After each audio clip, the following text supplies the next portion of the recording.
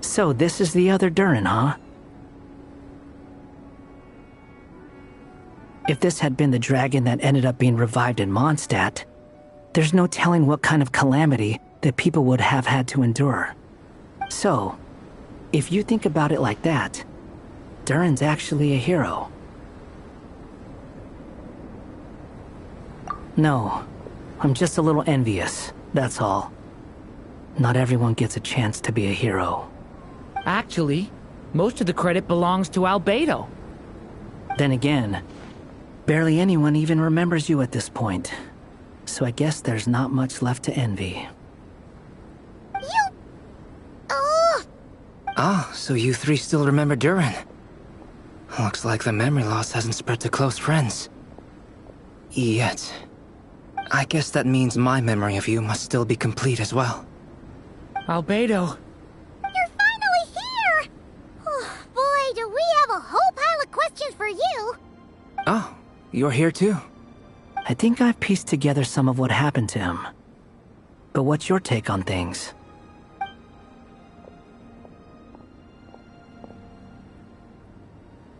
Master Jean filled me in on what happened, and I've got a few theories. But let's get on the same page first.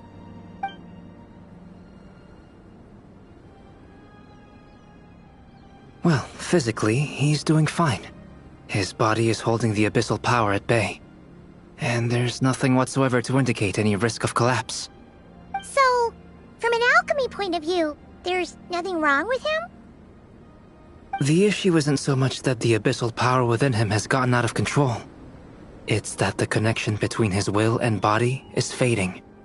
If he ends up losing his conscious will, his body will fall back on its biological instincts. And that's when the abyssal power within it will take over. This book mentioned a witches' gathering. It seems like quite a few of these witches got themselves involved in Durin's case. Which brings me to my theory. Bringing Fairy Tale Durin into this world to replace the Durin on Dragonspine means using one Durin's fate to overwrite the others. But the power of alchemy alone would not be enough to pull off such a feat. It would have required the combined use of Miss Barbeloff's astrology, my teacher's alchemy, and Aunt Alice's magic. After learning of Miss Barbeloff's prophecy, Durin and I finally came up with a way to settle the Dragonspine Durin problem for good. And I took care of the alchemy side of things, which, looking back on it, seems to have been a part of their plan all along. So now, there's only one thing missing. As for the fate theory our friend in the hat just mentioned, I still can't figure out how any kind of magic could possibly influence the fate of Tevat. But I'm certain that the answer lies within this book. So, the reason Alice had us complete this book was to make that magic possible? A form of magic powerful enough to rewrite fate itself. Well, we've no time to lose. I just need to take a look at the book. The next part of the story most likely relates to me. So the memory that unlocks it must be connected to me too. Huh? The giant tree was home to a broken branch, the shape of its splintered arm aligning perfectly with the branch that had burst forth from the castle walls. Join yourself to that broken bough, for there you may take root at last, and henceforth bask in the sun and rain of the world beyond the castle. But first, fetch the stickiest clay and let it bind the scar of the break. I see.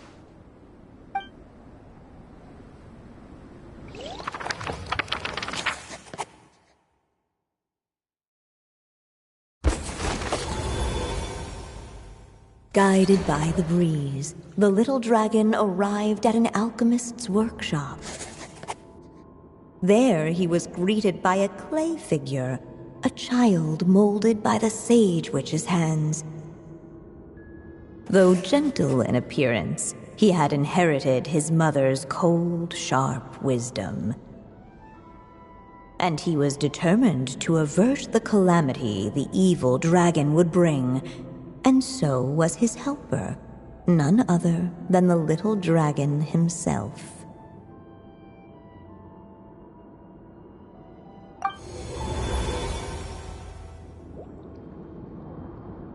What is this place?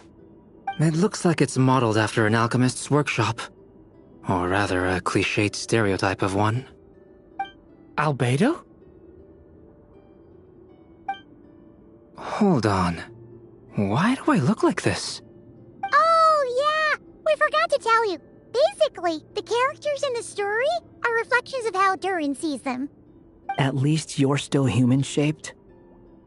Well, since Cat Guy has taken on a different appearance too, that must mean the two of us are both characters in the story. But you, Paimon, and Durin haven't changed at all. You must be special figures in some way. I'd like to know more about that too. But seeing as none of them can explain it, let's just concentrate on moving the plot forward.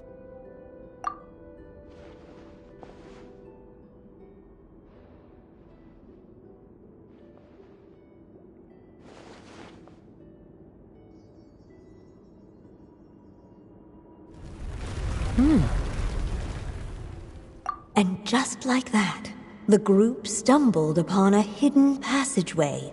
Intricately crafted, it seemed to lead them towards another exciting chapter of the tale. Come on! What are we waiting for?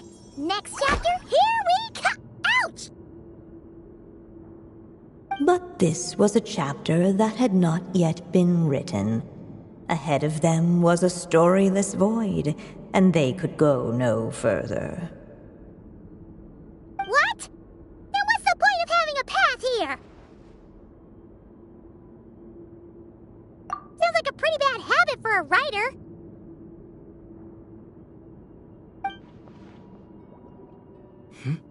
Over here. I found something.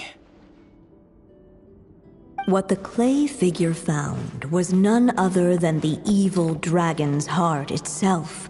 Though the creature had perished long ago, its heart was still there, pulsing away and growing warmer with every beat. And the clay alchemist knew what it meant. That the evil dragon would return one day, just as the prophecy had foretold. Yet, guided by his mother's wisdom, he foresaw another fate. If only the alchemist could bestow this heart upon the little dragon, he might be reborn in the evil dragon's stead. Only then would the evil dragon's heart grow still, and the little one inherit its tale. Sounds like this chapter's about Albedo bringing me to life?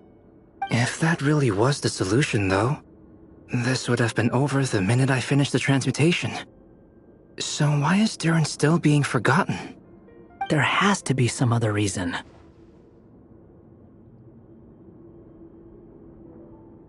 Yeah, I'd like to explore the area a bit more.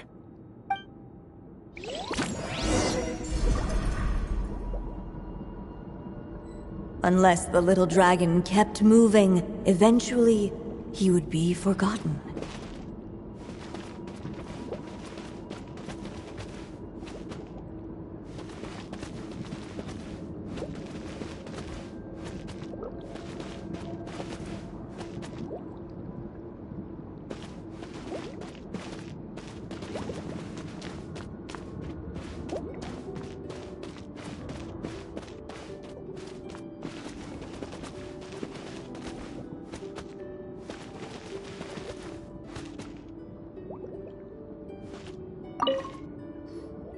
Do you think we could just destroy it? Be it the calamity headed for Mondstadt or my inability to leave behind a story of my own, doesn't it all come down to the fact that this heart never truly died? What if, here in this story, we could finally destroy it? Could Aunt Alice's magic really allow us to do what's theoretically meant to be impossible? Either way, it's an intriguing idea. I'm not opposed to giving it a shot. Durin! It's just... I'm still afraid someday, even you guys will end up forgetting me. If there's even the slightest chance it'll prevent that, I'm willing to try anything. But I'm not sure if I can destroy it on my own. Chances are, I'm gonna need your help again. So please, everyone, help me destroy this heart, once and for all!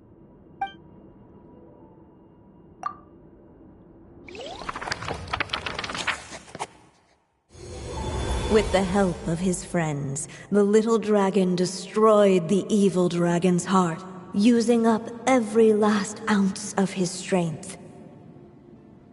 In his eyes, this would ensure that his story and his alone remained in the world beyond the castle's walls. But the evil dragon's heart was like a great tree with roots digging deep beneath the surface.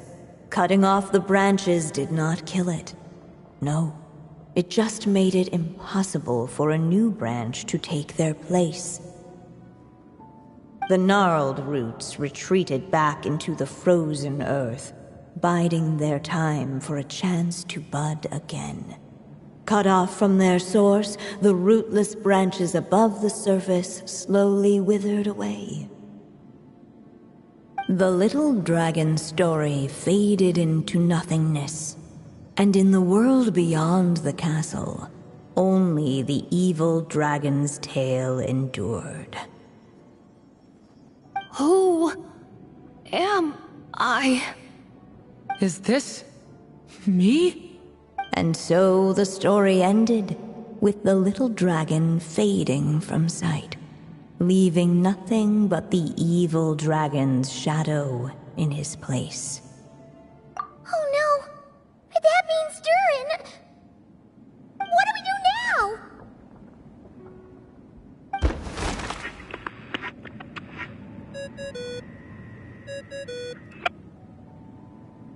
Hello, children. If you're hearing this recording, it's because you've reached a certain ending. You may have noticed that little Durin's experiences have been written into the pages of this book. Well, you should know that in the same way, its ending will also be written onto him. So be careful, because triggering a bad ending could be somewhat problematic. Let me guess, you're upset that I didn't warn you earlier? Don't worry, though. I've thought it all through. I built a very special feature into this book, just for you, the witnesses of this tale. So, go ahead. See if you can turn back the pages. If you're not happy with the ending you've reached, just flip back a few pages and let the tale unfold once more. Pretty incredible, huh? That's the power of magic.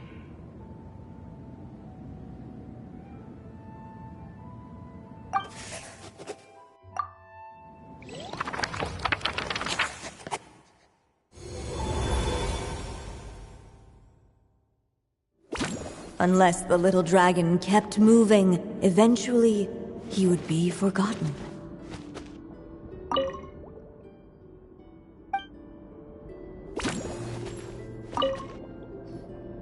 The evil dragon's heart continued to beat, as if waiting for the little dragon to accept it as his own. Looks like we have no choice but to get this done. Whatever happens next, Durin is going to need all of our help. Is everyone ready?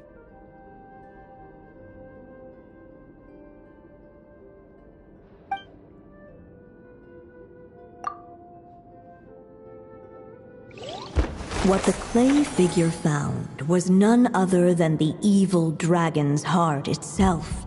Though the creature had perished long ago, its heart was still there, pulsing away and growing warmer with every beat. And the clay alchemist knew what it meant. That the evil dragon would return one day, just as the prophecy had foretold. Yet, guided by his mother's wisdom, he foresaw another fate.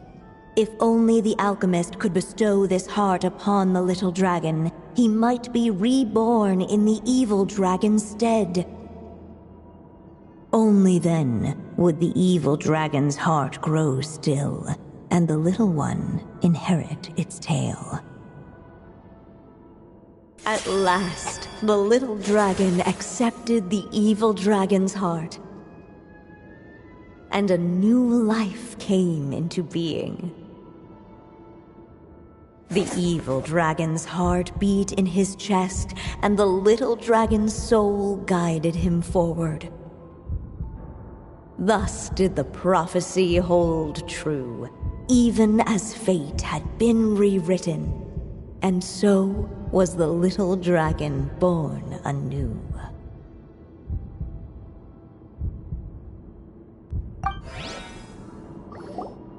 Finally! A happy ending! That must be the last step, right? Woohoo! We completed the story!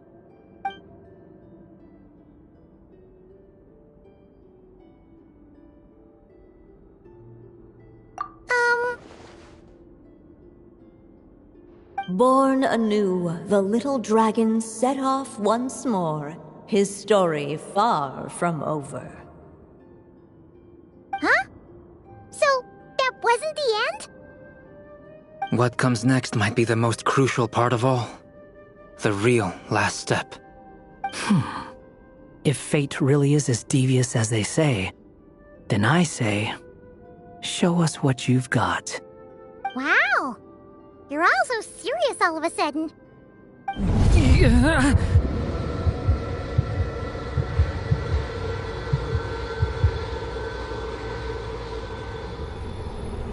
Durin, are you alright? The evil dragon's heart was now one with the little dragon, yet the dark power within it still lingered. Would the little dragon dare to hold this power back, or would he simply give in? Hey! What kind of question is that? Of course he's gonna control it! What choice does he have? Time is running out. So, would the little dragon dare to hold this power back? Or would he simply give in? What's up with the narrator?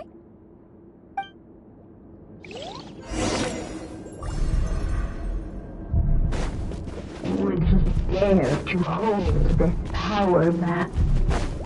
Or would he simply...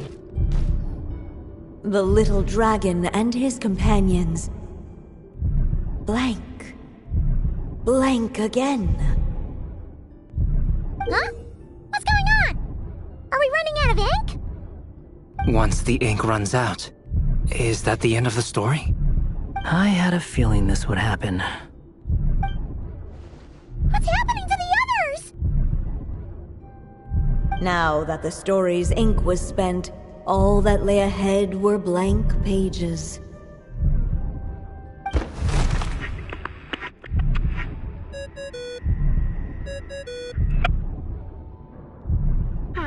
Looks like you've discovered another possible ending. Do not lose hope. You just need to keep searching, for there are possibilities that only you can bring to life.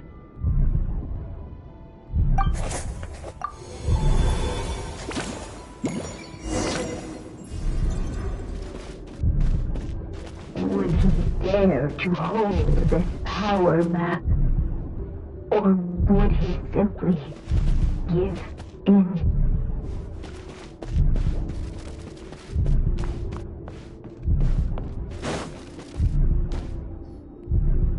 Returning to the castle.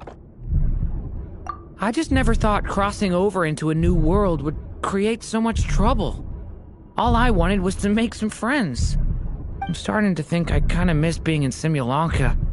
You might look back on it with fondness, but if I were you, I wouldn't miss it. Why? Sometimes, moving on with your life comes at a cost. But that's better than going nowhere at all. You don't have to worry, Durin. No matter what problem you face, there will always be a solution. Okay. Sometimes I wish I could just go back and see it again.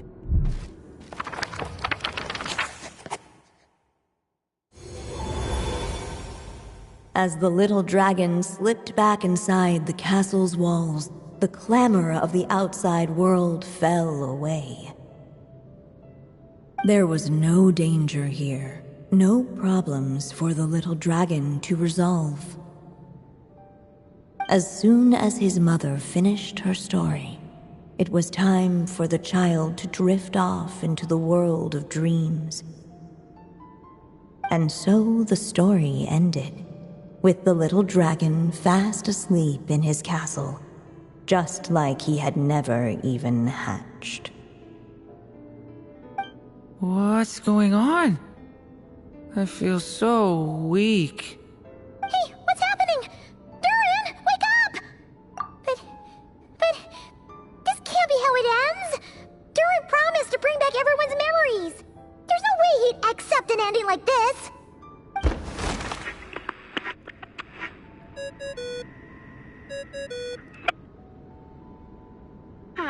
Looks like you've discovered another possible ending. Do not lose hope.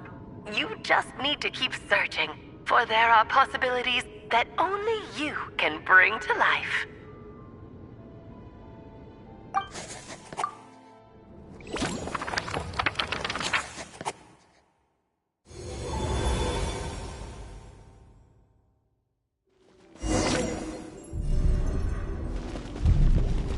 Would he dare to hold this power map?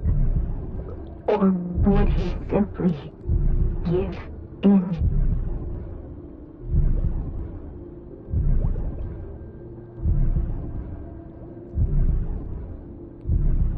I still have so much to learn about human interactions, like where should I put my hands when I'm nervous? I just really want to make friends. Would he dare to hold this power map? Or would he simply give in?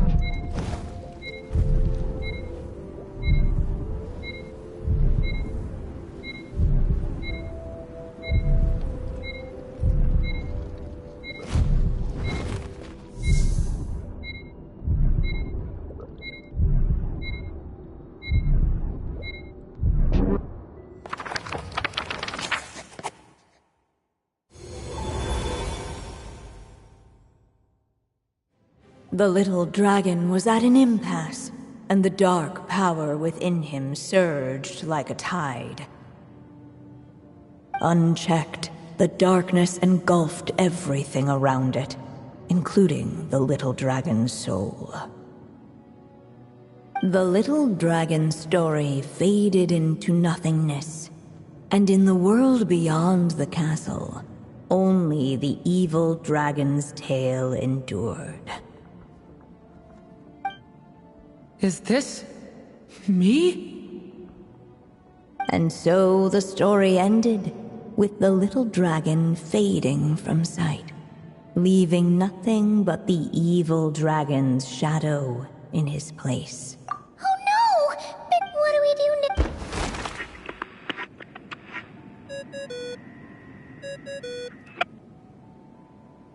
now? Looks like you've discovered another possible ending. Do not lose hope. You just need to keep searching, for there are possibilities that only you can bring to life.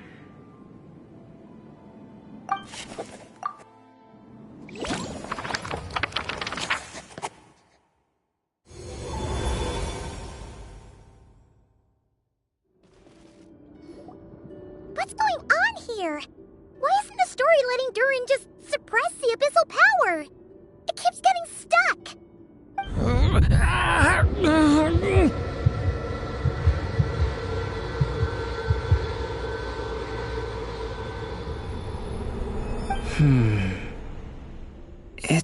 the act of suppressing the power counts as an event in the story. In other words, we would need ink to write it in. So, what now? Did we use too much earlier? How are we supposed to write a happy ending with only this much left? But... Well, this is Durin's story. As long as he's alive and well, why should it end? If there really is such a direct correlation between the story and his fate, I may have a potential hypothesis. Durin was, and still is in essence, a storybook character, written into being by M. From the moment he was born, he has always dwelt within her story. And I suspect that has remained the case, even after his arrival in Tevat. Reviving Durin in the evil dragon's place was an act of grafting this Durin story onto the latter's fate. In essence, that is how his fate was rewritten. But there is a fundamental difference between a being's story and its fate. As Miss Barbeloth reminded us, the fate of every living being in Tevat has been woven into the fabric of time. Its most natural path, therefore, is to proceed along its given track. But Durin's story, on the other hand... As Durin's connection to this world wore thin, not only have people started to forget him, he started to lose control of the abyssal power within. In other words, his story can't continue, because the author's ink is drying up. That's what it seems like to me. It would seem the little dragon had made a group of fine friends indeed. Save it. The question is, are you here to help him, or stand in his way?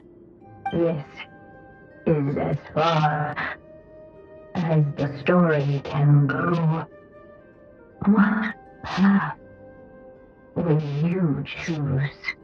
I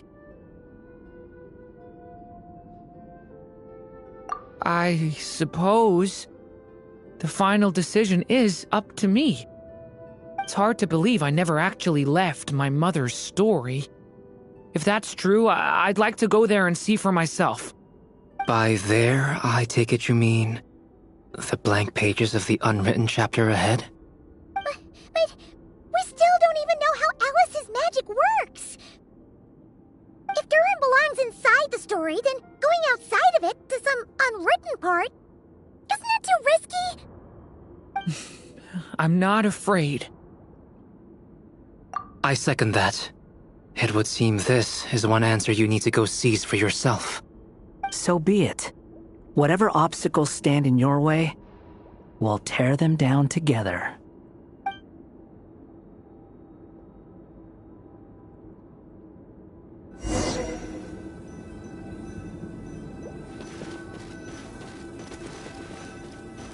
Anything that invisible. It was as if the little dragon was staring at the uncrossable edge of existence itself. And all of a sudden it began to fracture, as if struck by some transcendent will.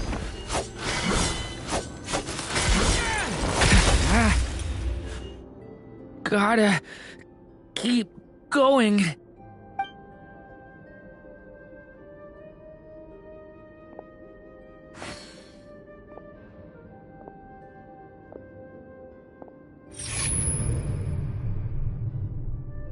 Ahead lies only a storyless void.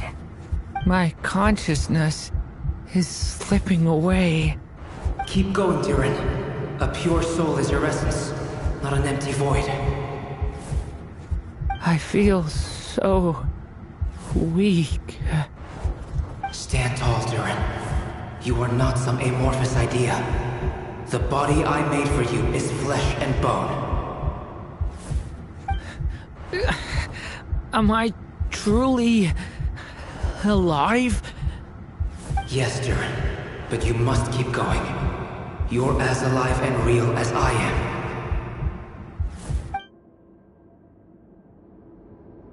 I can't feel a connection.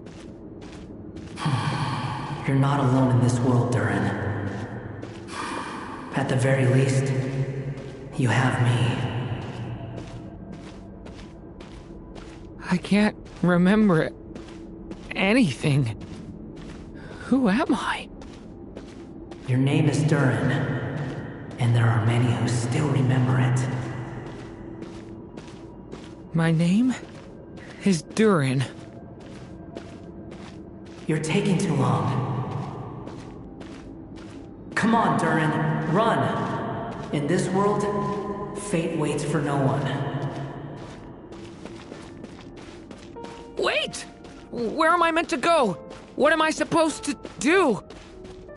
Go. Make your wish come true, Durin. My wish?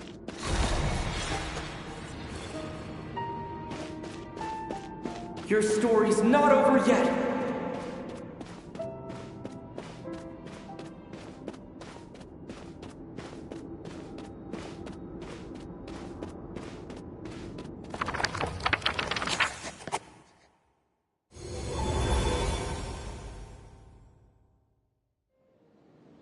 Silence, huh? Have you nothing to say about my proposal? Let me get this straight. You want to graft your story onto this unfinished thread of fate, and in doing so, not only rewrite that fate, but allow the story to live on. Quite the brilliant idea. Still, the story's survival depends entirely on whether the author keeps writing. Exactly. And the moment foretold by the prophecy is still centuries away. I see. I thought my own ignorance might be the problem. That I'd asked more of the noble science of alchemy than it could ever deliver. Or that I had failed to discern the heavenly signs and grasp the secret truth underlying the prophecy. Little did I imagine that time itself would prove to be the greatest hurdle of all. Well, my friend, this has been a most intriguing experiment. And from an academic perspective, at least, I don't think it was a bad proposal. Someday, the prophecy will come to pass. So remember, my friend, much like the stars themselves, there will always be something that transcends the test of time. Thank you, everyone. You've helped me so much already. But, Alice, I still have one final favor to ask of you. Will you lend me your magic one last time, just enough for me to keep his story alive until the prophecy is fulfilled? You mean you want me to extend your lifespan? No, not in that sense. As Rheindotter once told me, the laws governing life and death are among the most unyielding in this world. I'm well aware of that. Whether it lasts a day or an age, the span of one's life is determined by fate alone. If I tried to breach that law by force, I'm afraid I would lose what makes me human. This is not a path I want to go down. If I am to die, then I shall die a human. So what is it that you want me to do? I would like you to send this pen of mine into the future. I see. Then perhaps there really is a way I can help. I could create a kind of story magic to take over the writing once you're gone. Oh, but for it to work, you would need to provide enough of your own words for it to learn from. How much? Oh, an immense amount. So much, in fact, that you would have to spend the rest of your life writing. And even then, I'm sorry to say, it would not last forever. No matter how much you write, there is a limit to the number of words you can leave behind. But the world itself will never stop changing. Someday, perhaps, even your entire corpus will not be enough for the magic to continue describing this world. And when that happens, the story will end. Still, it's worth a try.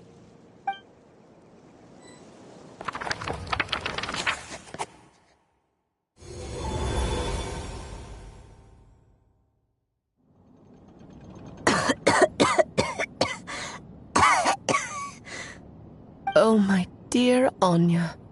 Even after all this time, you're still... Look at you. You should be enjoying your old age in peace and quiet, especially now that things are finally returning to normal after that terrible calamity.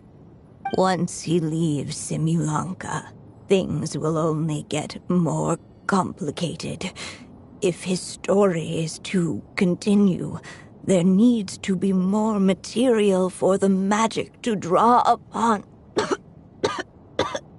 I'll just have to skip over some of the less important details. Anya, why do you insist on sending him out of the storybook world? Why must he face his fate in Teyvat? Why not just let him remain within the story? With my magic, even fate's curse could be undone and he could live happily ever after. I suppose. In fairy tales, all it takes is a heartfelt wish. And even a wooden puppet can turn himself into a real boy and live happily ever after. That's just how fairy tales end, isn't it? But have you ever wondered what happens to the main character after the ever after? Tell me, Alice, in your eyes, what would be a writer's greatest regret? To leave a story without an ending. Not a bad answer. It's true, many writers come to consider that their greatest regret. But I see things differently. My greatest regret is that every story I write has to come to an end in the first place. Anya. No matter how brilliantly a character shines, the moment their story ends, their potential is lost forever. For them, the story itself becomes an inescapable fate. But what if, instead, I could place my pen in their hand and let them continue the story themselves? You mean... You said it yourself. I can only leave so many words behind. Even with your magic, the idea that I could keep the story going until the prophecy comes to pass is wishful thinking at best. But I've found a way to use your magic to transform some of my finished stories into a special kind of ink. This ink is a magical medium he can use to complete the story the way he wants to. For what is storytelling but another kind of magic? And if he can experience the whole tale himself while leaving behind his own wishes and aspirations, even once he reaches the chapter where I stopped, he'll still be able to carry the story forward on his own. And so, by leaving him this ink, I can entrust him with the responsibility of writing his own story. A character with the power to write their own story. That way, he'll finally be free from the cage that is my pen. And like anyone else living in the real world, he can go on to create a life of his own. And you no longer need to worry about the constraints of my magic. What a brilliant idea, Anya. But there are still risks. First of all, once he arrives in Teyvat, he'll have to rely entirely on the story you left him to maintain his connection to that world. As you gradually hand over creative control, that connection will grow weaker, and at some point, he might lose it altogether.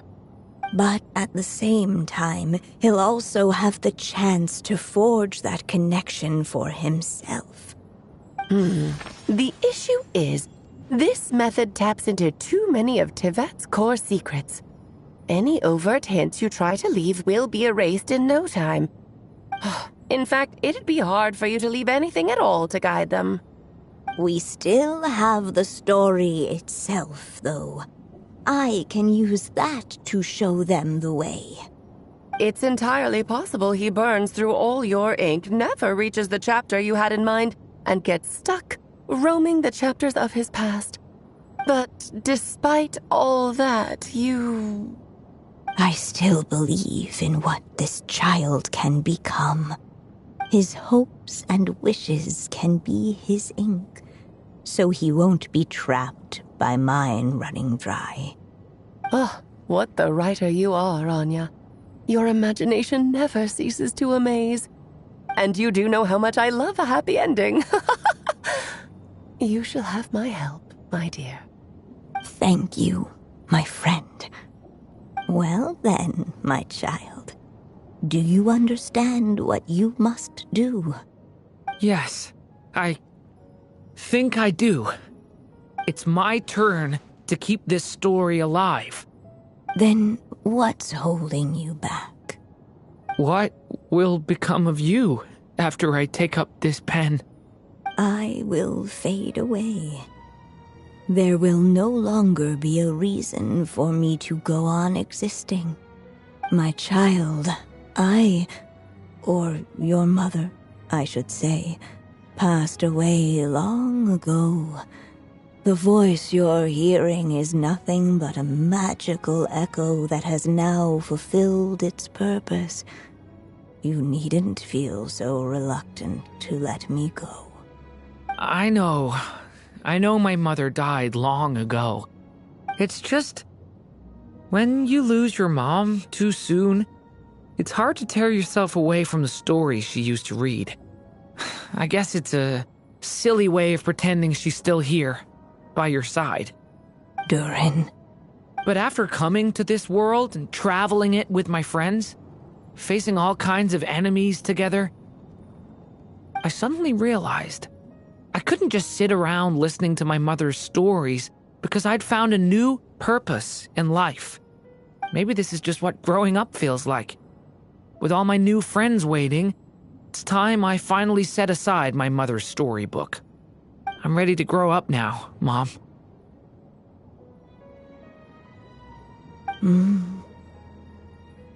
Then take this. A gift I should have given you a long time ago. You've witnessed this story from the very beginning. Made your wishes, offered your blessings, and even wrote your choices into its pages. From here on out, this pen is yours. Now I ask of you, the other pillar of this story, as both its reader and its witness, will you turn the page so the next chapter can begin?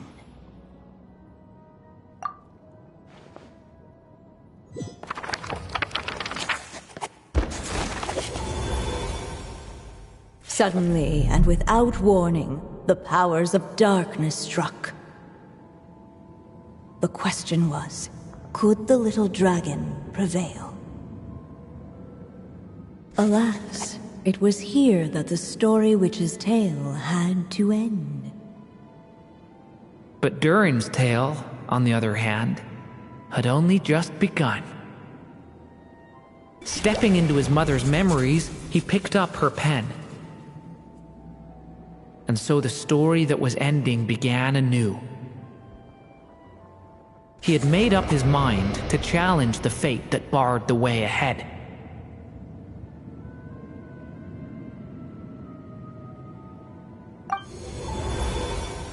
Looks like this is the final step. A chance to strike back at fate? Now that's not something that comes knocking every day.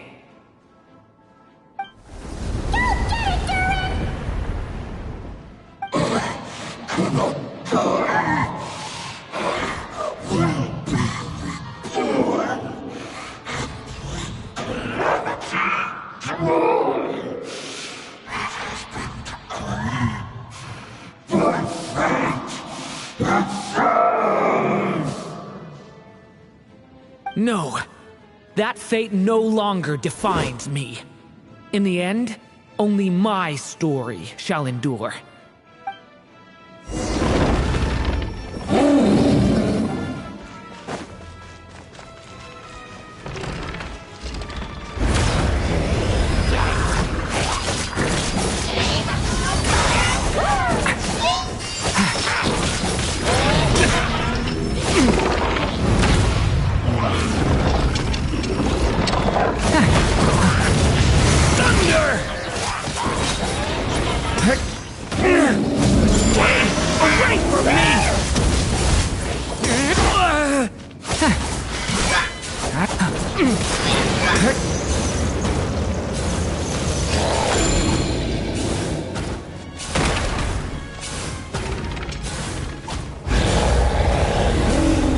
This one. Here, I'll help lift you up.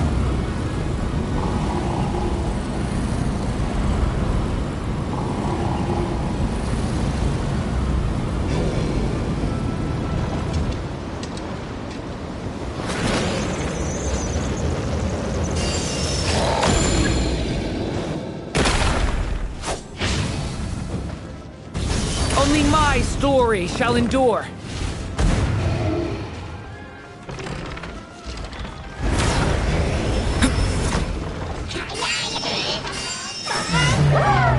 Stay back! Stop that!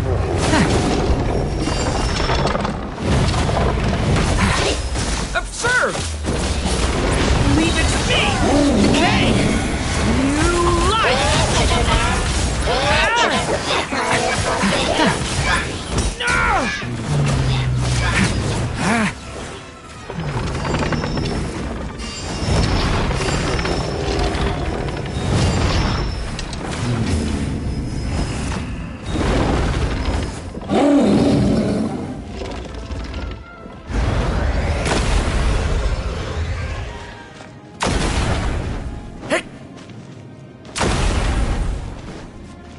Looks like there's nowhere to hide. Here, I'll cover for you.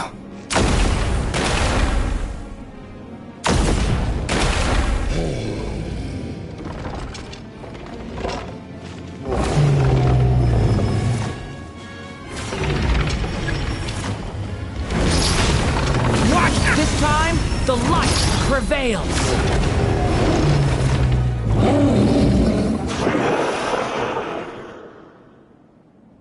Thank you, Mom. And so it was that Durin defeated the darkness and rewrote his fate. But his story is far from over.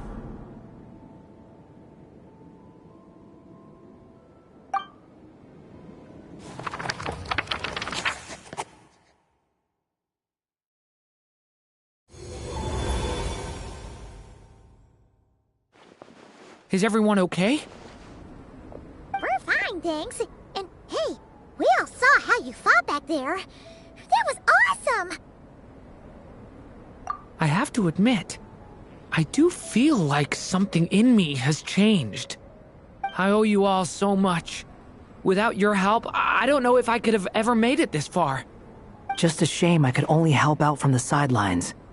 Like I said before, it's not every day that you get to put fate in its place.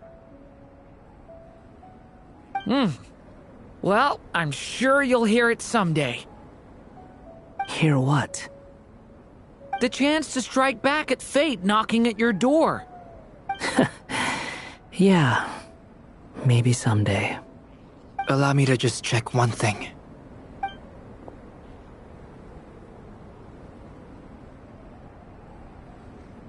Yes. The abyssal power within you has stabilized again. And those strange symptoms you were experiencing seem to have completely disappeared. Oh, thank goodness! I wonder what it means, though. Aside from the principles of alchemy, what other law of this world governs his being? Look, it all turned out fine, so just leave it at that. Now that this one's out of danger, it's time for me to get out of here. You're leaving so soon? Don't humans usually throw a party after something like this? A party? Do I look like that kind of guy? Anyway, come find me again next time you're in trouble. That's what friends are for, right? In a way, though, he is right. This is Durin's moment to celebrate, not the time for academic discussions. Hey, I don't blame you for asking. And honestly, I'd be perfectly happy to talk about it. It's just, I wouldn't even know where to start. It's all right. I'm sure we'll get a chance at some point. After all, your story's only just begun. Mm-hmm. All right then. Traveler and Paimon, we'll part ways here. Given the extraordinary nature of the things we witnessed today, I need to make sure it's all recorded properly. Okay, see ya! So, it's party time next! Huh?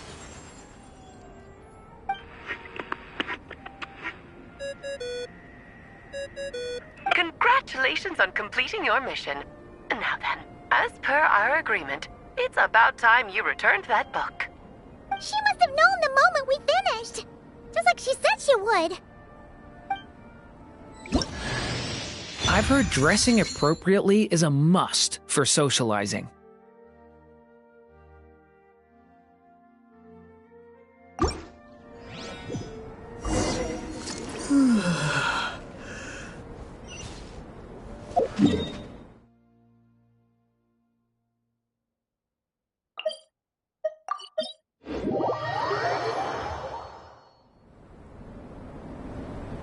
Oh, my writer and witness.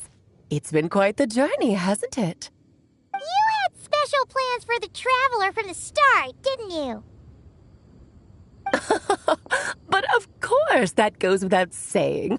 For a story to live on, it needs both a writer and a reader. Only then can my magic take effect. I chose the Traveler as the witness because of the special nature of who he is. It's not easy finding someone with that kind of background, you know. For a moment, I even considered taking the role myself. At least it made for an interesting story, right? Huh? What are you doing here, tone-deaf bard? With the Hexen Circle carrying out such a risky experiment in Mondstadt, it didn't cross your minds that the Animo Archon might be slightly curious? Sorry for the trouble, Lord Barbados. Think nothing of it. I dare say the Animo Archon quite enjoyed coming along for the ride. Now then, as agreed, let us see the fruits of your labor. Here, please take a look. Well. Somehow, despite all my careful planning, it still turned out to be full of surprises. It never even crossed my mind that Rhindotter's child would be capable of handling that kind of alchemy in her stead. When he asked for help with the materials, oh my, I nearly couldn't believe it.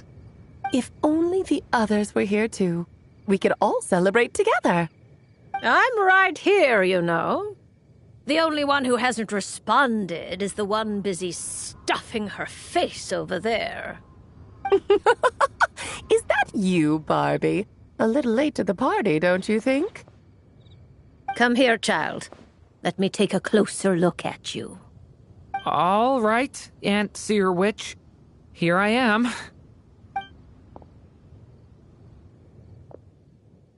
Just as I thought. This child's fate does not appear among the stars. Anya has accomplished what almost no one before her could. What does that mean? Child, all you need to know is that you're very lucky indeed. Oh.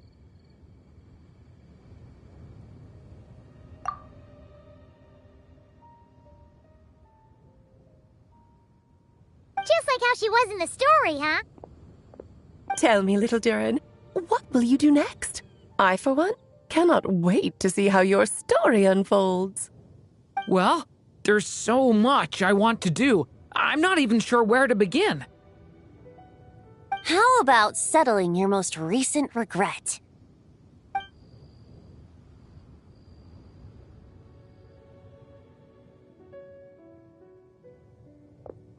Not so fast, Tone-Deaf Bard!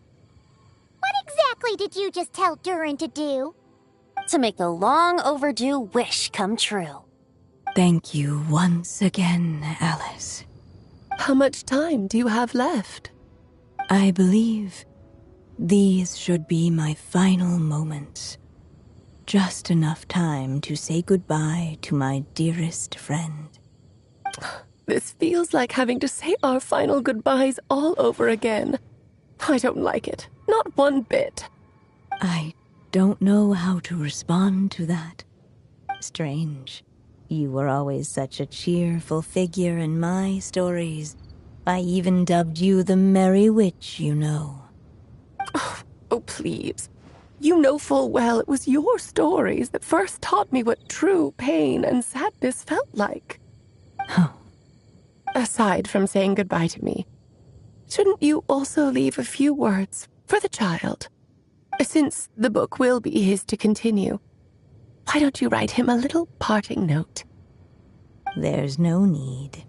His mother already did that long, long ago.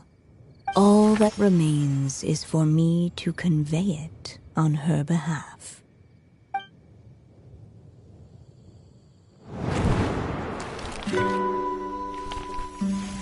My child, these may be the last words I get to leave you. I've always thought of the characters in my stories as my children, loving each one of them, just like a mother would. But you are the most extraordinary of them all. You alone can defy the fate of this world and write the perfect ending to my story.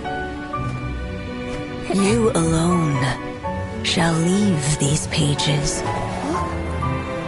for a future I will not see. Still I say to you, fly, my sweet child. Just like a forest breeze yearns for the open sky, head into the unknown and seek an adventure to call your own. If you meet a dragon bright as 1,000 jewels, dance through the air together. You are not alone, for this world has accepted your place in it. Do not lose heart. You still have many wishes left to fulfill.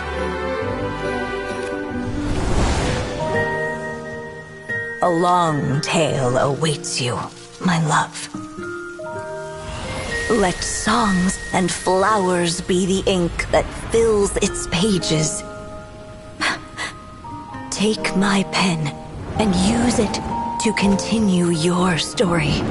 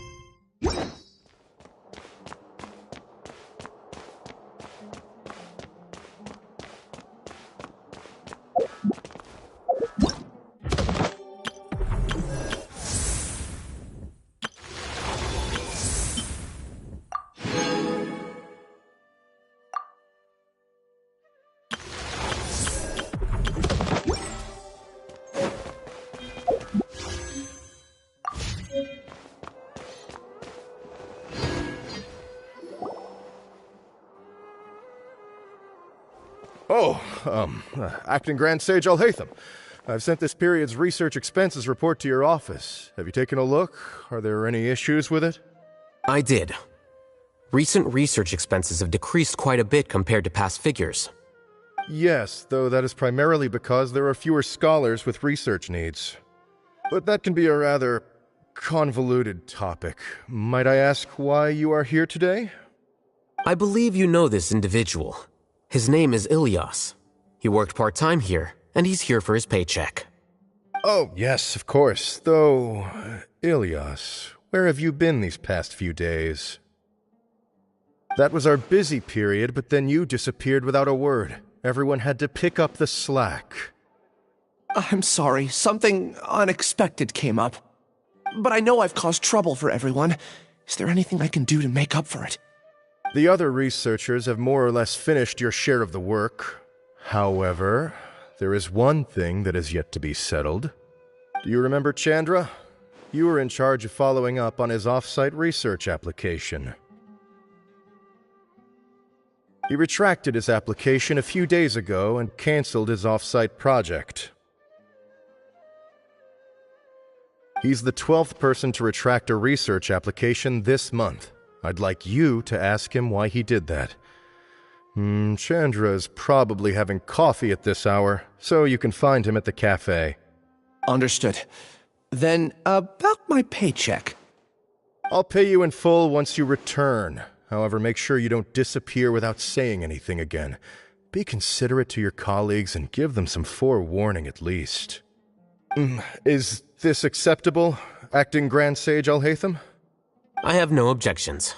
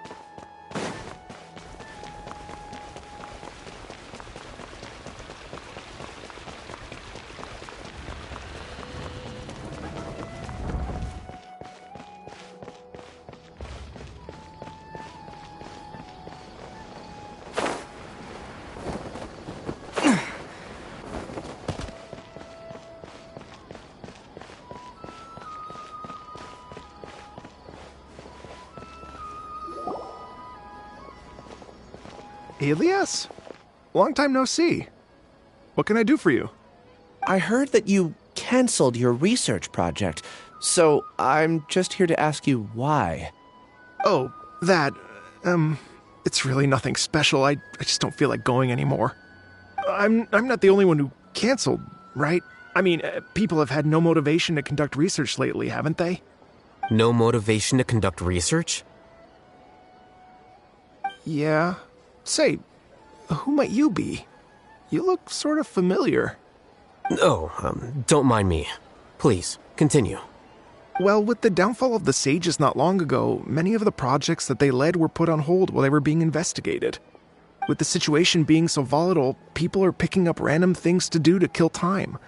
No one wants to risk starting any new research until it's clear how things will pan out in the future. When you say how things will pan out, you actually mean what the new sages would have interest in, right? Wow, talk about blunt. But that isn't the only reason for the lack of motivation to start new research. So what are the other reasons? Well, because the Akasha terminal shut down. I'm sure you're all aware that we require all kinds of knowledge to perform any of the research we do. Back then, the Akasha would respond to any of our requests for the knowledge we needed. It was beyond convenient. We didn't have to spend an extended amount of time studying, so we were able to immediately run various tests and experiments. I see. You get it, right? After having had a taste of something so amazing, who can be bothered to manually sift through data and files ever again? There are only a handful of people at the academia who are starting new projects or performing research. Most people are like me, waiting for a recognized researcher to start a project before immediately applying to join. Although our names will be further down in the paper, we'll have a much easier time. We don't have to do most of the mental heavy lifting. All we have to do is focus on our assigned tasks.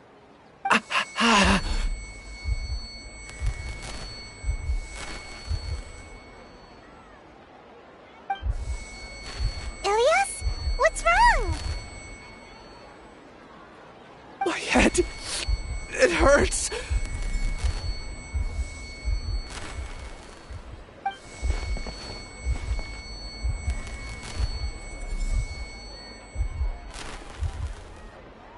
I remember now. I remember what Siraj said to me as he approached. You will become Siraj number 36. Fuse yourself with a consciousness under my control. Think only in accordance with a set module, like a worker bee in a beehive. Paimon doesn't get it. What does that even mean? It's what Siraj was researching and the topic of the thesis he had submitted. Collective consciousness and the path of evolution. Siraj believed that by achieving 3 objectives, he could create a collective consciousness in human society and drive humans toward their ultimate evolution. First, he would rank test subjects in descending order of ability, with number 1 serving as the overmind. This overmind would then divide tasks into numerous modules and delegate them to the collective's members based on their assigned number and the task's importance. Lastly, this system must support the rapid exchange of information within the collective, or even better, allow its members to share their memories and emotions. Paimon still doesn't get it. What's the point of all that? Think of it as linking many minds together and tailoring a given mind's assigned work based on its compatibility. Eventually, everyone's minds will be consolidated into a new form of existence that is both an individual and an organization. Siraj believes this collective consciousness is superior to individual humans. Whoa. Squishing a whole bunch of people together? Paimon thinks that sounds horrible. It's just as Al-Haytham said. Siraj gave all the test subjects different numbers. Bigger numbers meant you had a lower rank, so your assigned tasks were less complex, such as being responsible for everyone's basic needs. Smaller numbers were ranked higher, so you'd be given more complex assignments like planning for the future. Siraj referred to me as number 36, and I think that was a low-ranking number. I also recall that Siraj said his plan was proceeding very quickly, and that the hive would soon be complete. Oh no, then we gotta hurry! We have to stop him before it's complete! I tried my best, but that's all I can remember. I still can't recall where the cave is. I'm really sorry. Take your time. You'll eventually remember it all. However, something doesn't seem right. Some details don't add up. What's off? You were only designated as number 36? What a shame. From what I can see, your talents merit a smaller number. I'm not sure what Siraj's numbering system is based on. Anyway, we're done here. Let's go. Please, wait. I heard you all talking about Siraj just now. Are you looking for him? Huh? Do you know something? Well, Siraj is pretty popular as of late. I heard he's gained recognition from a lot of well-known researchers. Supposedly, he's a strong contender for being one of the next sages. There are many who would give up everything to be a part of his research team. I'm nothing special, though, so I doubt I'd get the opportunity. That said, I do know a researcher who received an invitation from Siraj but declined it. Her name is Janaki. If you're interested, you can try to find her. She's usually reading at the pavilion in the garden.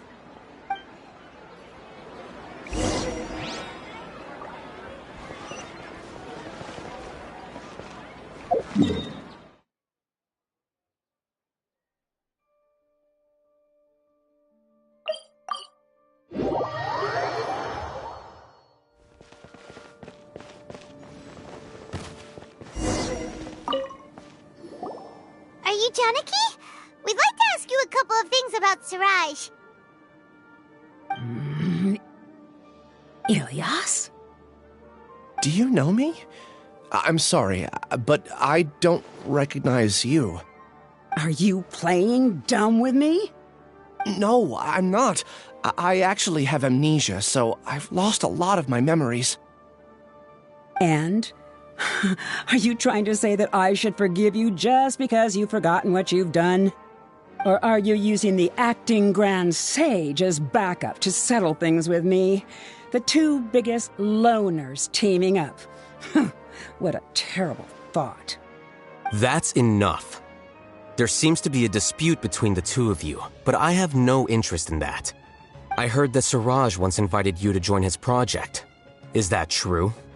So, what if it is? Siraj did extend an invitation to me, and I was also interested in his project. I think it was about collective consciousness or something. Anyway, he said that I could be number 45. I refused because I thought that rank was too low. No one wants to be placed at the bottom. Certainly not me. Ilias is number 36, and Janaki was supposed to be number 45. Ugh, just how many people did Siraj have his eyes on? Tell me, did Siraj tell you how he assigned numbers? Yeah. Remember how the sages took advantage of the Akasha and extracted Yana energy from our heads back then? They left a document that records the amount of Yana energy that the Akasha had extracted from each person. I don't know how Siraj got his hands on that document, but he used it as the basis for his numbering system. I see. He believes that this data can be used to evaluate a person's computing power. Putting aside the validity of the data, it is meaningless to judge individuals based solely on their jnana energy. At most, jnana energy can only be seen as representing a portion of a person's abilities. Humans are complicated beings, so it is impossible to evaluate them using a single criterion. See? I knew I couldn't have only been ranked as 45. What else do you know about Siraj? That's it. He came to me, I refused, and that was the end of it. Is there anything else you needed? If not, I'm out of here. I've had enough of this eyesore. Please, wait. I still want to know what I did in the past. You really forgot? I swear, I don't remember anything. Paimon can vouch for him. The mantra also said that he truly lost his memories. I see. You know what? It's better this way. I get angry just thinking about it, so I really don't have the patience to fill you in. All you need to know is that you got a lot of people in trouble back then, including me. That's all I have to say. Goodbye.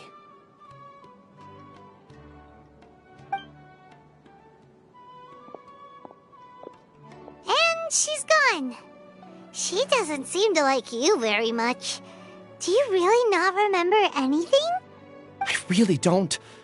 But after she said that, I've had this heavy feeling in my chest. I guess I did something really horrible. Do you want to remember? Huh? Even though you're a witness against Siraj in this case, you've also lost your memory. No one can force you to remember if you don't want to.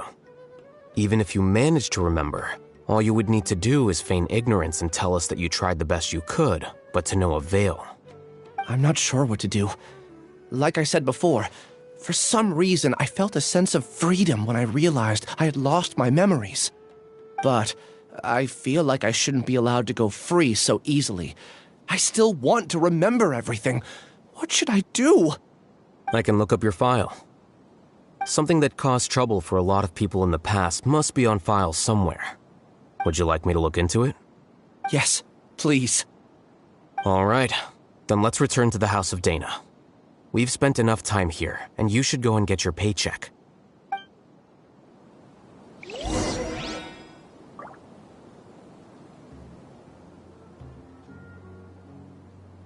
Propagate!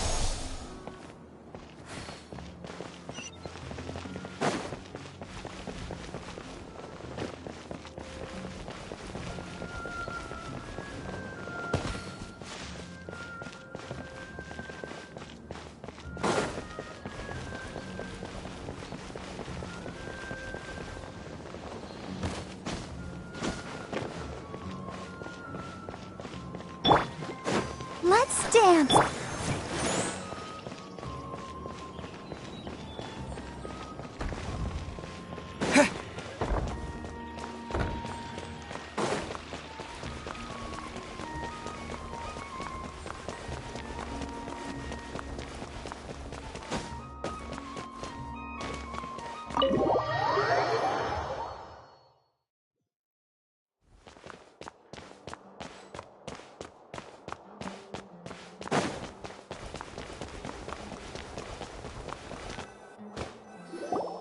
Let's split up for now. Ilias, you go and get your paycheck. The rest of you, come to the archives with me. We'll meet back here later and then head over to Gandharvaville. Okay. Thank you all so much. Relax, Ilias. Being nervous accomplishes nothing. That's true. I'm ready.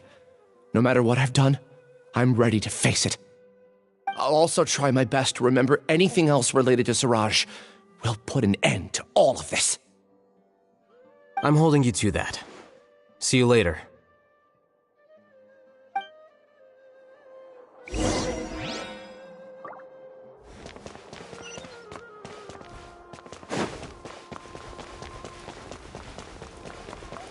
Maybe I'll borrow something to read.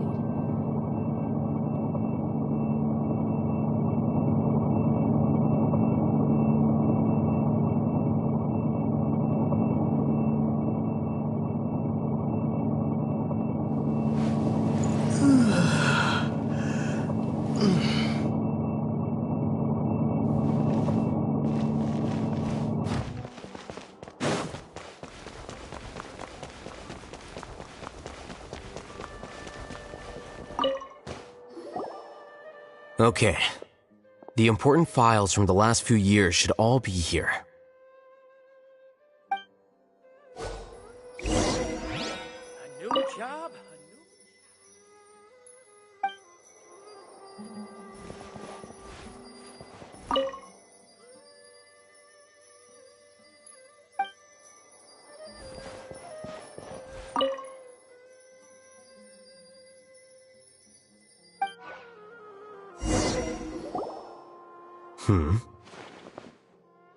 What's wrong?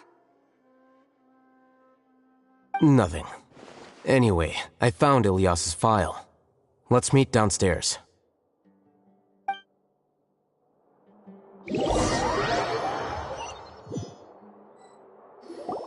What have I done?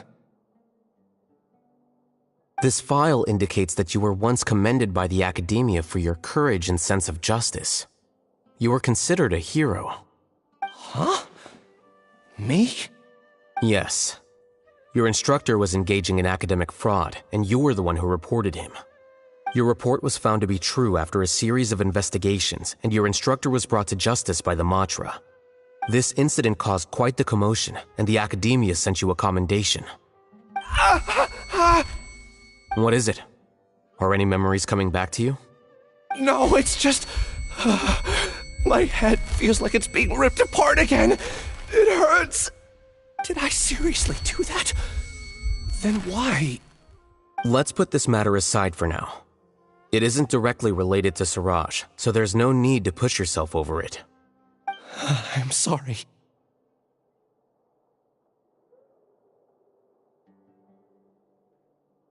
That should have been something good to hear, but my body is instinctively rejecting it.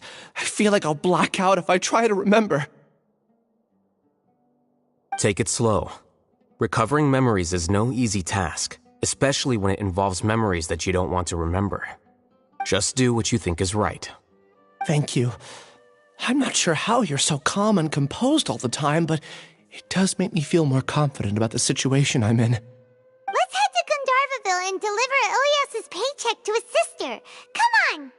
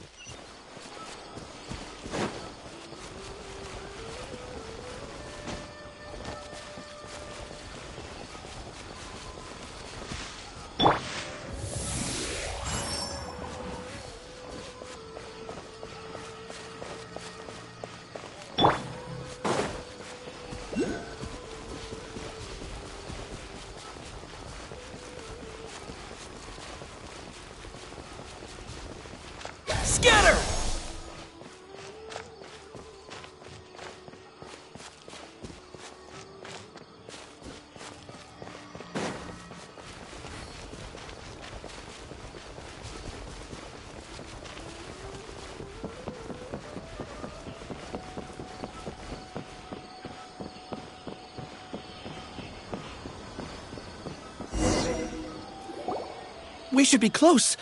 Let me think. It should be this way.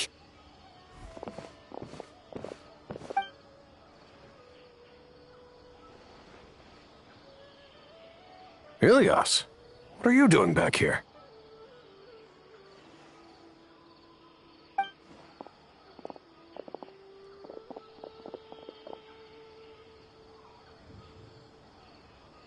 Dad, it's nothing. I was just wondering how everyone was doing. You sure everything's okay? Did they bully you again? It's all right. You can tell us. Ilias, what's wrong? I'm fine. Just a minor headache. I haven't been getting much rest lately. Back then, I told you not to be a hero. Look how things turned out. I can't imagine how things are going for you at the Academia. We've even been receiving threat letters. You don't have to force yourself to stay at the Academia. You can always come back home. I'm all right. I just need a little rest. Ilias doesn't seem like he wants them to know that he has amnesia. Hey! That's enough, you two. Ilias isn't feeling well. You can keep nagging him once we get home. Ilias, let's find somewhere to talk.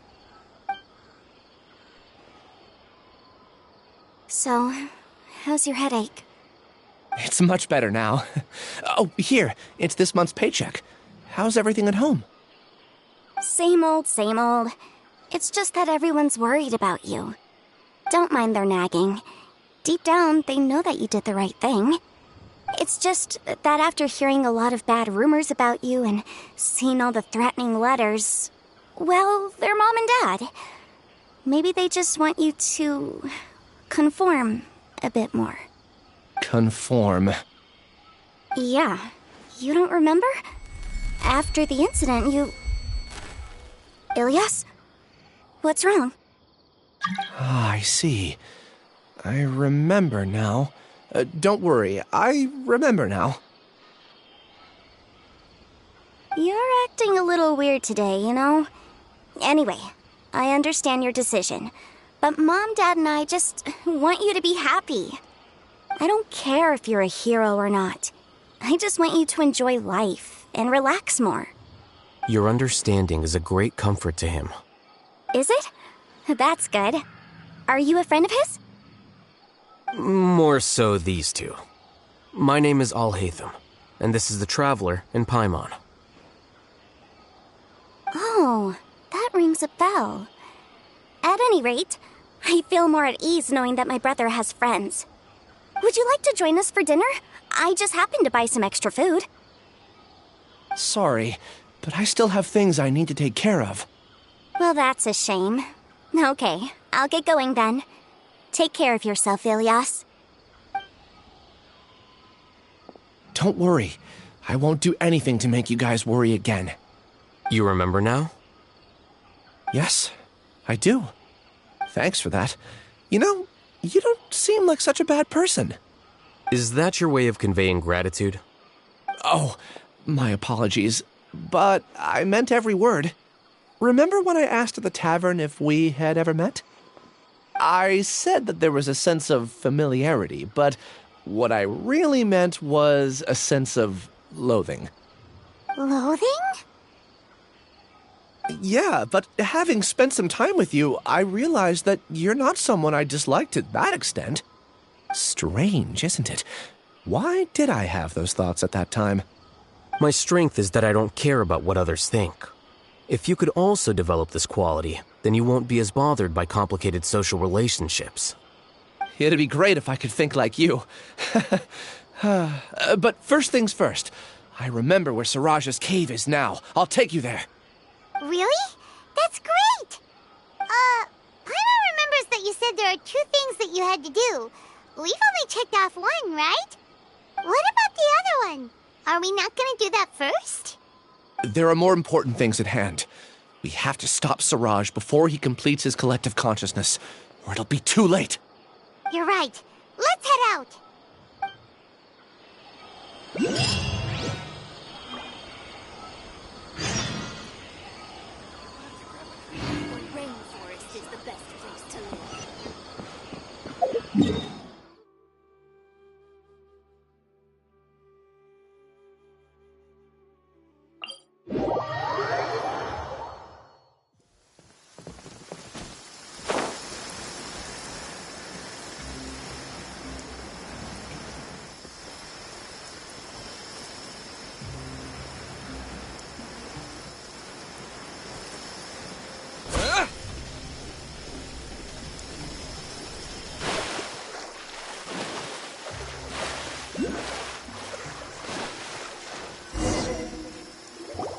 This is the place. It's so well hidden. But there's nothing spooky about it. Let's go inside and take a look.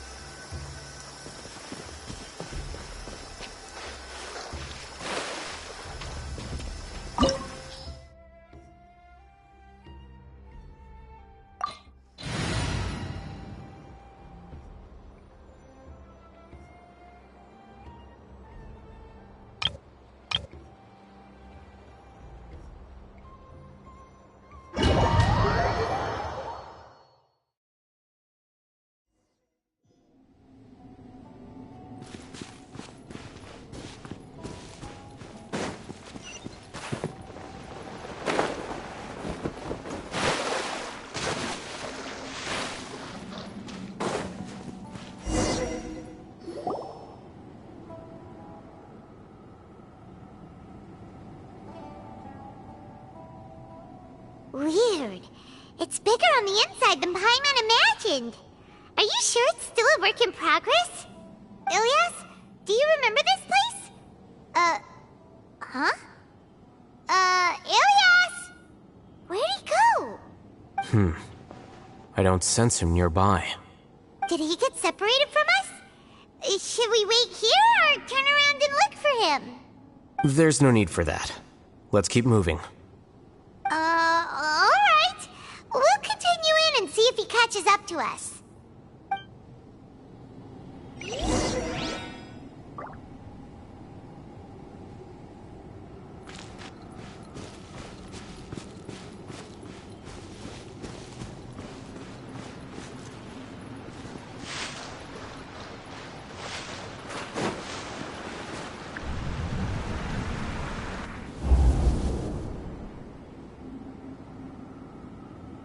It's okay, Ilias. You've done more than enough for me already. I don't understand. Everyone knows that Johnny is stealing your research. Why is no one willing to go public with the truth? He shamelessly used your thesis to send in a project application, and whenever the project hits a wall, he asks you for help. Everyone knows what's going on. Do you know how many people are working on that project? If Johnny was kicked out because of academic fraud, that'd be the end of the project. Too many people would be affected. But he's obviously taking advantage of you! He throws you the hardest work, and after you're done pulling all-nighters, he struts around with your research data and takes credit for it. That's not right! Why are you putting up with this? A lot of people warn me to not say anything, and I think they have a point. This is just how things are. All I want is to graduate without any problems. It's okay. He's at least paying me. Half a year of your time and effort. Countless all-nighters and casual threats and insults. All for a measly 20,000 mora? He's treating people like cattle. Enough. It's fine. I just need to suck it up and get it done.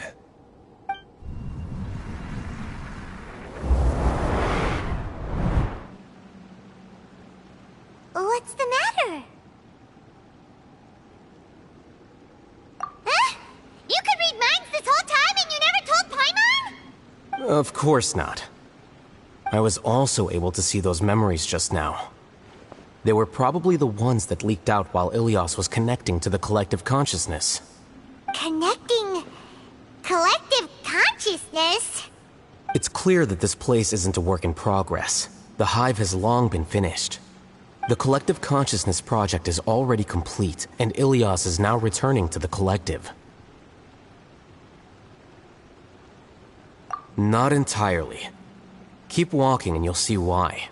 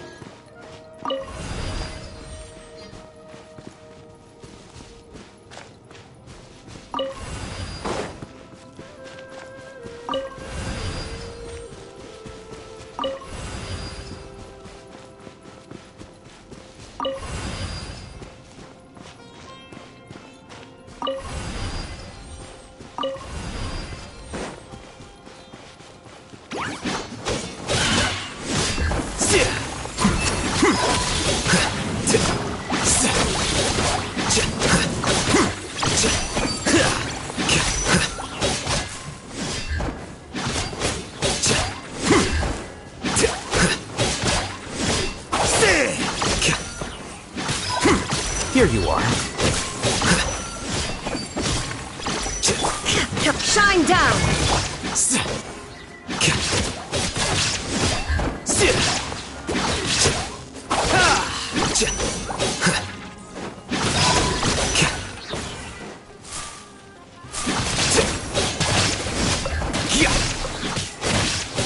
Flicker. Diffract.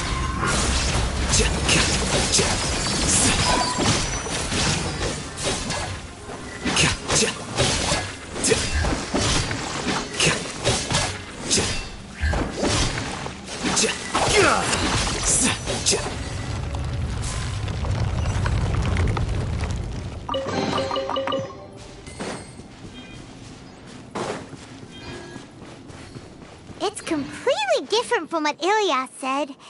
This place looks like it's been done for a while.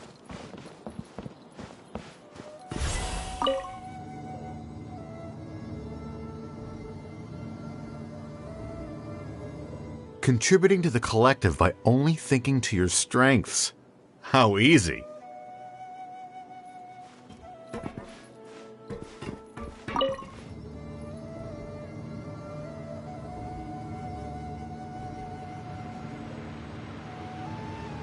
I'll hate them.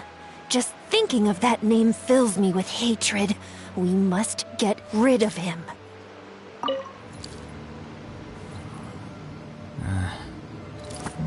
Whatever.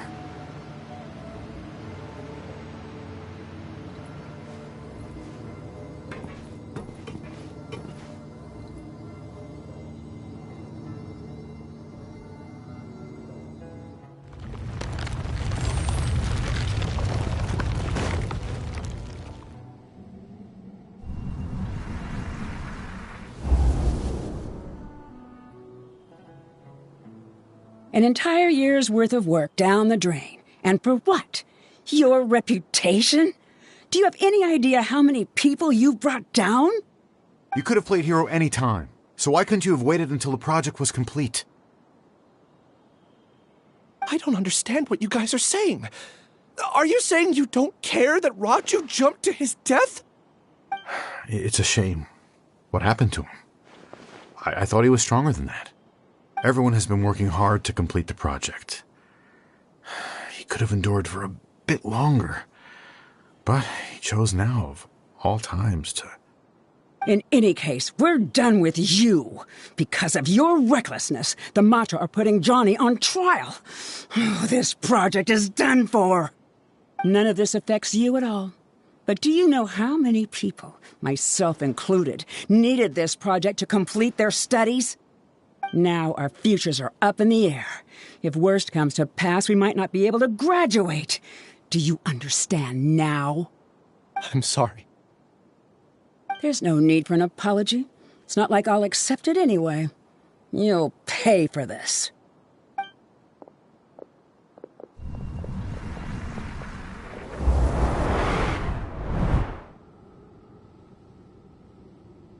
Hey, you're blinking out again. What did you see this time? Don't jump to conclusions just yet. Save your words for when we see him.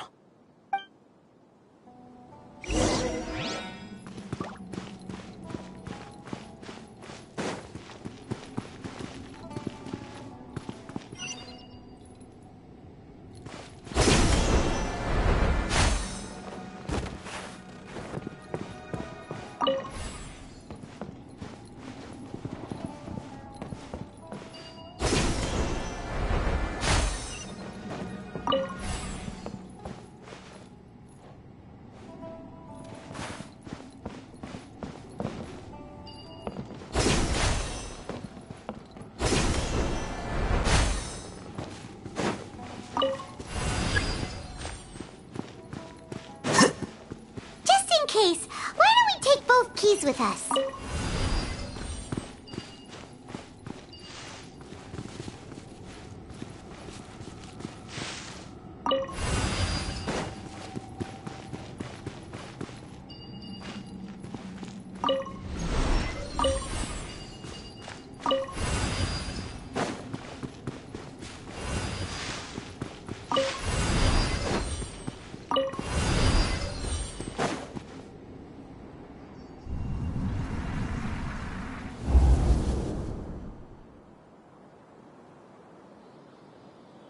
Alias, this is all very strange.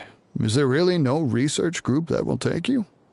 Well, to pass this course, you must complete a paper with other researchers. I know you're a hero for fighting academic fraud, but well, we can't make exceptions for heroes, now can we? Maybe you should try to improve your relationship with the other researchers. Getting a reputation for being too unconventional will not stand you in good stead in the long run. I understand.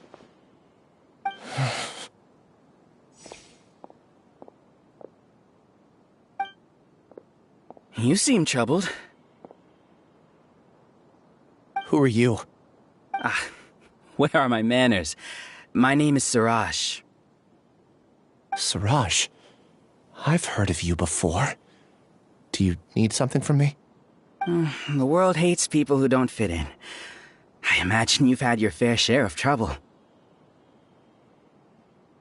After you reported Johnny for academic fraud, you were ostracized and shunned. Even your family can't understand your actions. However, I'm working on some research that will help you merge into a collective. That way, your life won't be so dolorous. How about it? Wanna have a go?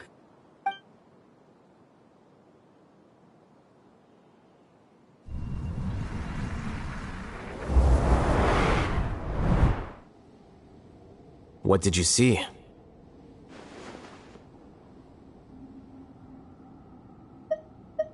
Paimon can't believe it! He really did trick us! That giga jerk! No, Siraj is the real giga jerk here. Ilias is just a regular jerk. Ooh, Paimon's so mad! We're gonna find him, and we're gonna make him explain himself!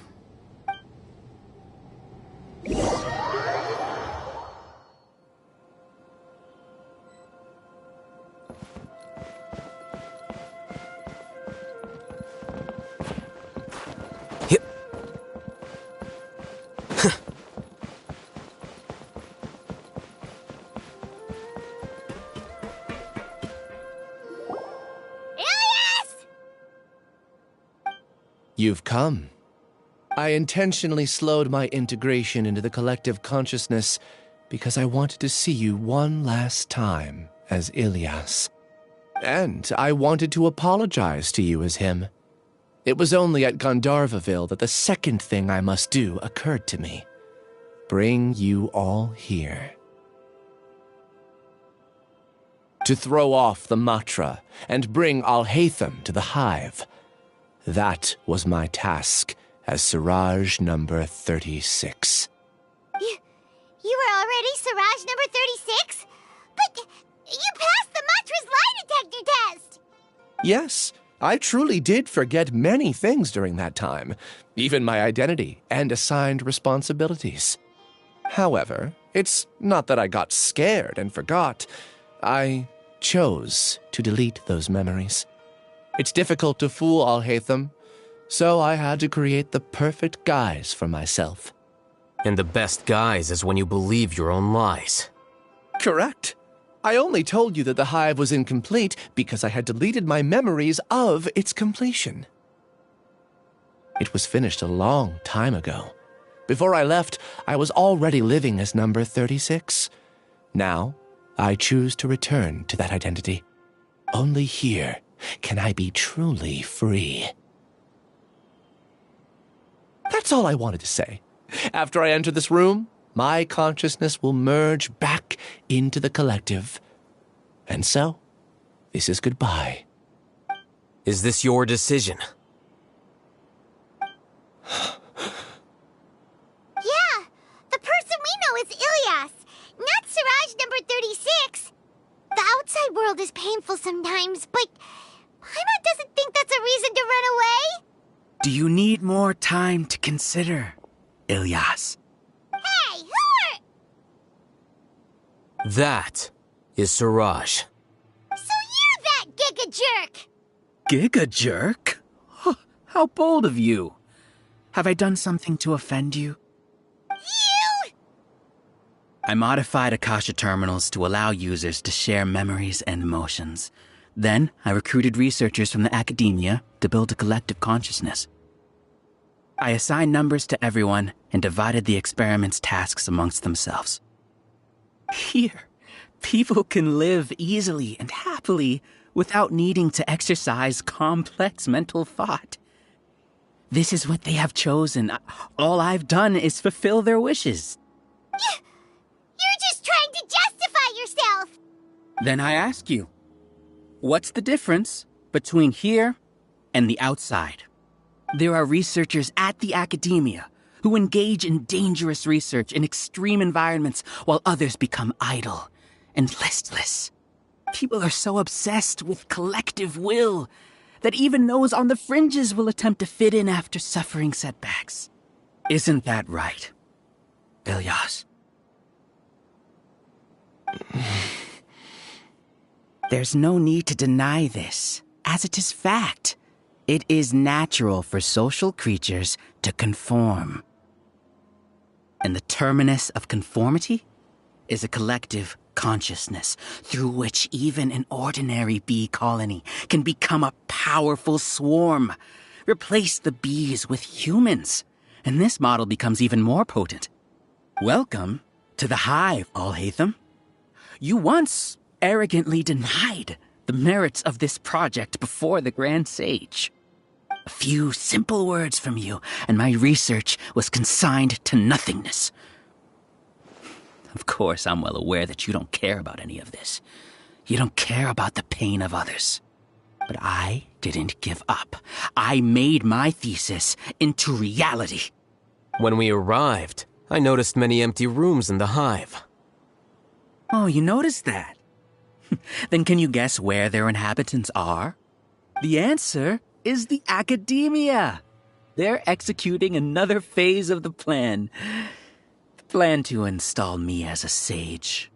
The collective consciousness links all of us into a single mind, showcasing our individual strengths as we work together. We are able to execute complex undertakings while instantaneously modifying our strategies in response to unexpected situations. Everything has been proceeding smoothly. You are our biggest obstacle. With you out of the way, I'll use my growing influence to turn the collective consciousness into a legitimate study. The project will snowball until ultimately everyone will be part of my hive. No. The hive will be in control, and it will lead the academia towards a new future. We won't let you do this! What can you achieve with mere words? You weren't even able to change Ilyas's mind. Return to the hive, number 36. Yes. Wait! Don't go back! Look! There are lots of people out there worried about you. And you aren't an outcast. Aren't we your friends? That's easy for you to say, given that you're travelers. Will you two continue to stay at the academia? When you leave, tragedy will repeat itself. Return, number 36. You know as well as I do that comforting words don't make life any easier. Ilyas? Why?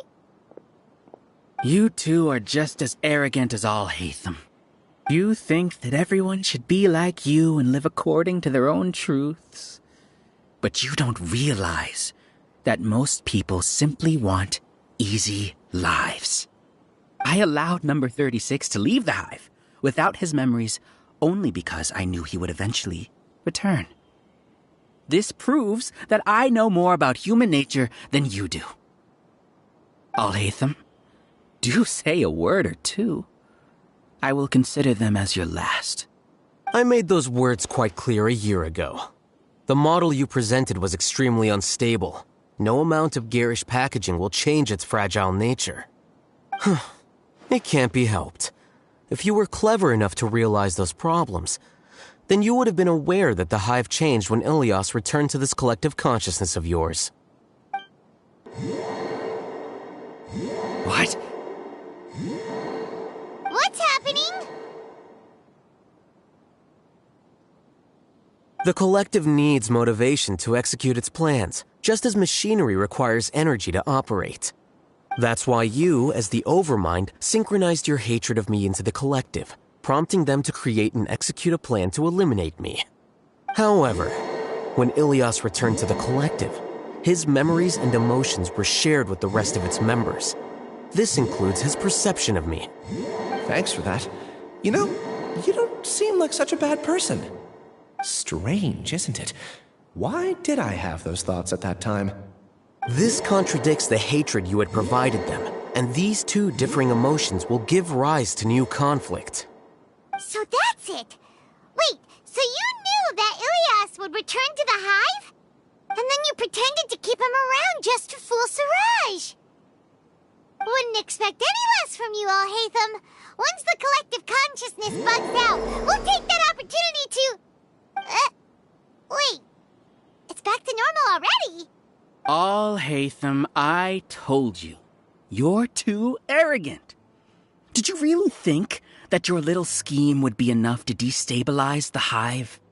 Ilias's return had indeed introduced abnormal emotions into the hive, but such a meager drop cannot give rise to waves. Your struggle has been in vain, and it's time to end it. Allow me to show you what makes the collective consciousness so formidable. So many monsters. Where did they come from? And something feels off about them. I also integrated monsters into the collective, though I ranked them last. Even so, they are part of it. Despite their lack of intelligence, perfect cooperation can be achieved, much like soldiers who have undergone strict training. Now then, drown in endless waves of monsters. You will all pay for your ceaseless arrogance. Hey, Alhaitham? Your plan didn't work, so what do we do now? I've already sent my gift to the collective. It'll take some time for the recipient to receive it. You two just need to brace yourselves for the nuisance in front of us. Well, all right. Paimon doesn't know how you get so confident, but we'll hold them off for as long as we can.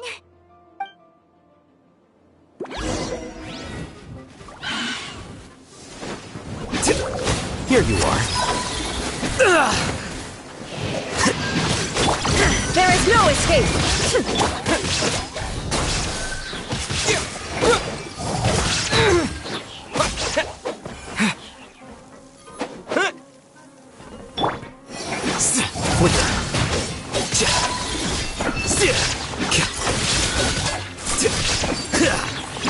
Alhaitham isn't that bad of a person. But it has to be done. He must be eliminated so that we can evolve. You see? That is the will of the collective.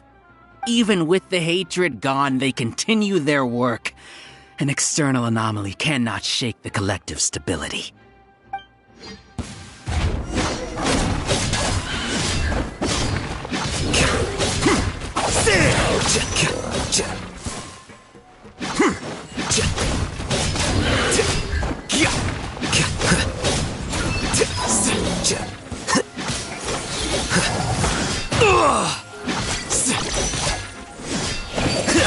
Shine down!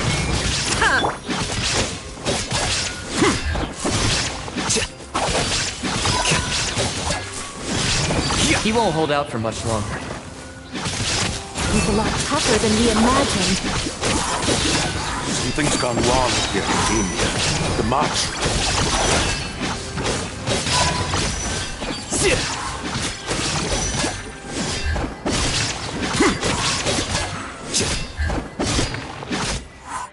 What's What's with this sudden influx of information? Silence! As the Overmind, I command you!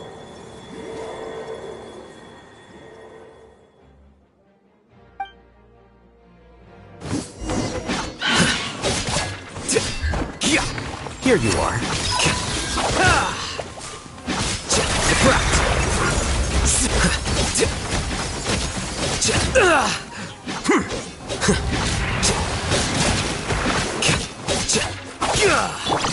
There is no escape!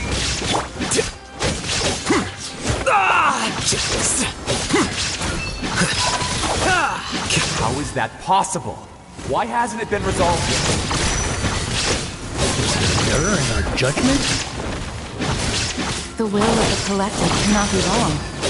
The Overmind must have made an error in their judgment. But Siraj is the most intelligent among us. He is number one. His judgment is the optimal one. Is that true? No, not necessarily.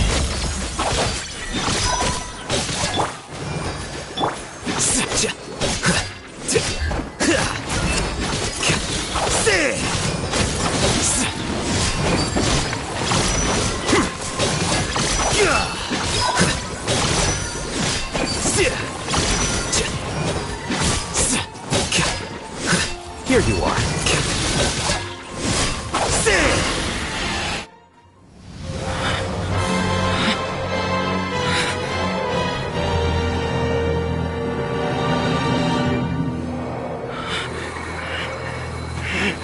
What have you done? Calm down. Don't you have an easy way to figure this out?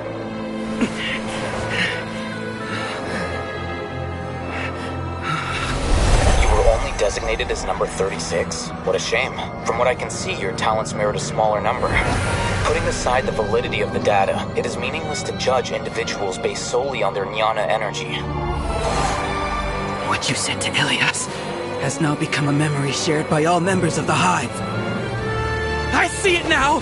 You've channeled and amplified their selfish desires! You're trying to destroy my Hive from the inside out!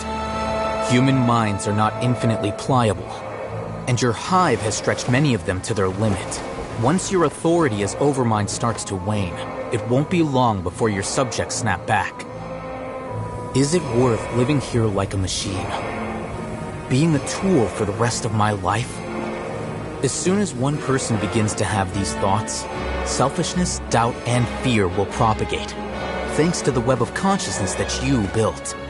At this stage, your so-called Hive has already fallen.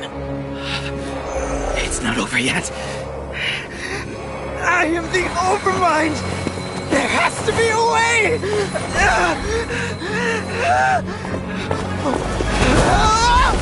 It's too late. Once the desires of the Hive accumulate, beyond a certain threshold, they will kill their king.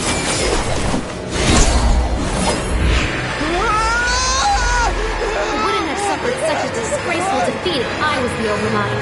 My numbers shouldn't be so far down the list! Siraj is alive! This isn't what we agreed to! I should be the one in your position!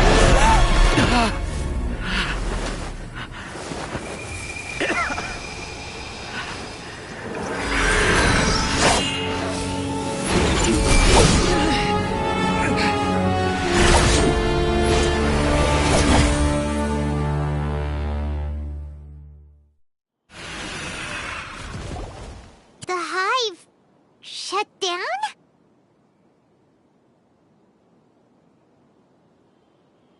What happened just now? Members of a collective consciousness are more likely to reach a consensus because of their shared memories and emotions. For example, Ilias did have differing perceptions, but he ultimately followed the collective consciousness's judgment. However, this system is far from perfect. Based on this logic, the collective consciousness will generate an intractable diffusion effect upon encountering negative emotions. The disturbance that Ilias caused wasn't for naught. It made the collective question the Overmind. Setbacks in the plan further amplify doubt, which diminishes the Overmind's influence. This inevitably causes the collective to generate negative emotions. Apprehension, disappointment, panic, avarice. These negative emotions can be very well hidden, as humans generally do not share completely transparent channels of communication. But in the hive, where there are no secrets, negativity can spread like a tidal wave. Of course, what I said to Ilias was the trigger for all of this. A few words were enough.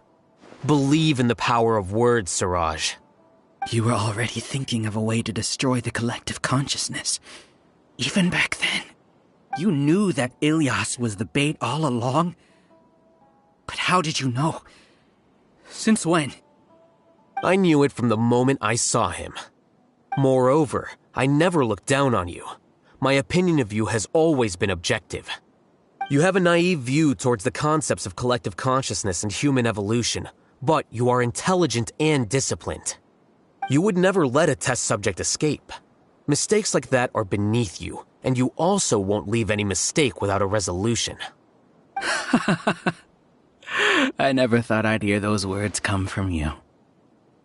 But if you're saying that out of sympathy, spare me. I know very well that you've never viewed me as an equal. When you were with us, you always had a distant look in your eyes. You don't need to hide it. I know it better than anyone else. The arrogance that comes with being a genius. Nobody likes being treated like that. Your perspective is entirely born from your habitual way of looking at things. From your perspective, you probably think I'm like you, someone who doesn't fit in. However, I've never placed myself on a pedestal. I just want to distance myself from meaningless noise and look at everything objectively. On the other hand, you have failed to come to terms with who you truly are. You care too much about winning and how others perceive you. You mean to say that I'm the arrogant one here? Is that not so?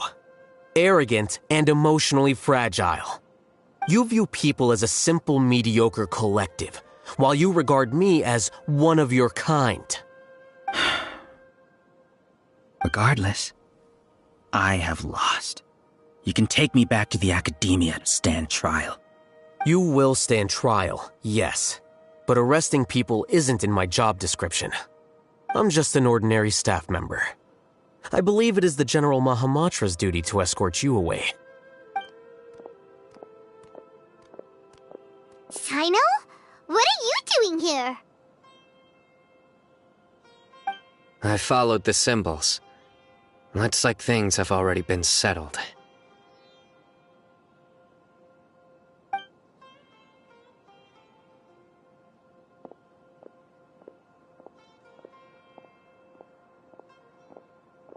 Symbols?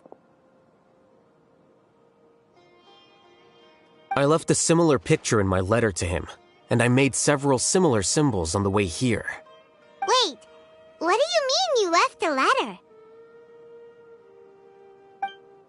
Oh, Paimon remembers! When Paimon first saw you, Arav said that you had left a letter for Sino. So you really did know that something was up with Ilias from the start! You lied to us too! It'd be best if you didn't spout nonsense. I never employed any mode of trickery on you. By the way, I came across some information at the Academia a few days ago. If you practice the method discussed therein, your vision may improve. Do you need it? Seriously? This guy. By the way, Sino, Paimon heard that Siraj sent more people to the Academia. We can't let those jerks get away! Don't worry. The Matra have started screening suspicious persons, and we've already arrested many of Siraj's associates. This was likely one factor that caused the Hive's consciousness to waver. Everything went as you predicted, All-Hatham. Good. Seems like the interesting part is already over. I'll leave the arrests to you all. See you.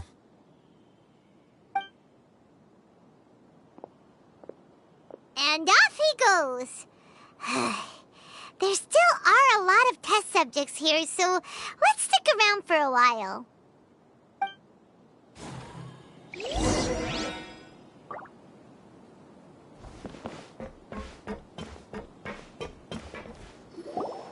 Oh no. Oh no. I was involved in all these plans to get rid of the acting Grand Sage? What came over me? How could I do something like this? We were accomplices without knowing it. But I'm afraid that Alhaitham might pressure the Matra into giving us heavier sentences. Whether he's the scribe or the acting Grand Sage, we can't afford to offend him. It seems our future at the Academia will be full of uncertainties. We can discuss the future later. Leaving the collective left me with a strange sense of guilt. I didn't feel anything towards Alhaitham at first, since he wasn't well known. All the opinions I heard about him were negative, though. Siraj made us hate Alhaitham, and we blindly accepted that hatred and thought of him as a bad person. From how things look, we've done a lot of irrational things. I guess we're getting what we deserve. Could you help us apologize to Alhaitham? Sure. Paimon will help you tell Alhaitham. But whether he chooses to forgive you is up to him. It's okay.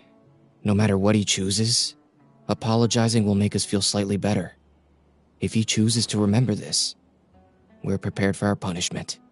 It's time to go. Let's go.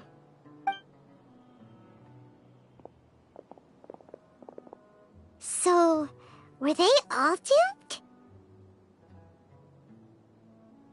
We can ask Alhaitham about that later.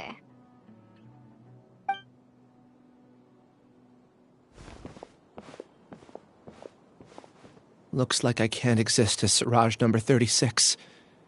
Yet, my life as Ilyas goes on. When I was at Gandharvaville, I thought about whether I should just come forward with the truth. But I didn't have the courage then. So in the end, I lost my sense of justice, but I also wasn't able to conform. Ilyas? Don't be sad. I'm the one who deceived you. However, I didn't come out of this completely empty-handed. The moment the hive collapsed, an idea popped into my head. I realized that the collective I was always trying to fit into wasn't as powerful as I had imagined. Understanding that gave me courage somehow. Perhaps one day I could be just like Alhaitham and not care about what anyone else thinks. You can do it. Paimon believes in you. Thanks.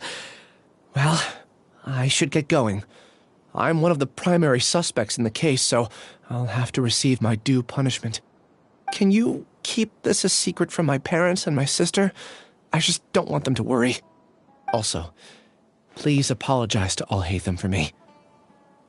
Goodbye, you two.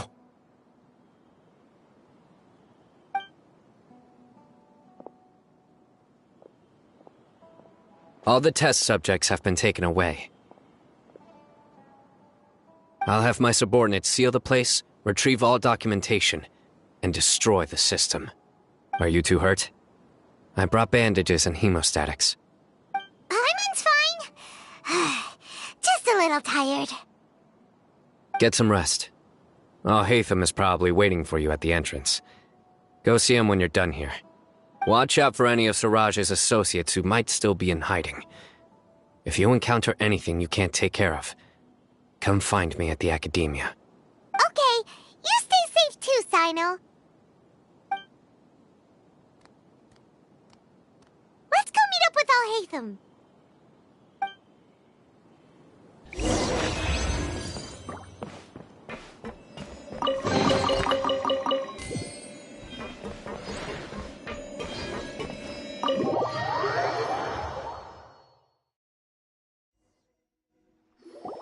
The matter's settled.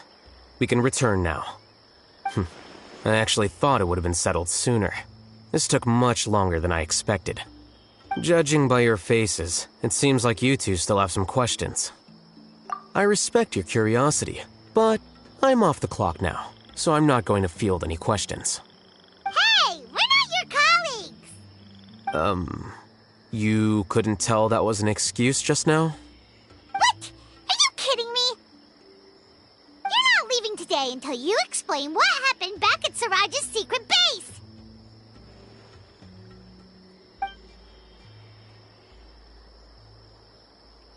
See ya. Hold it right there!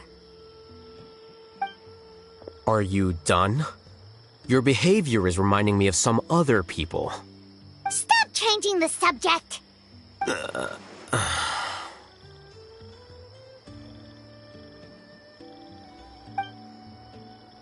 It's too much of a hassle to explain everything from the top. You know what? Come with me. Where to? You'll know when we get there.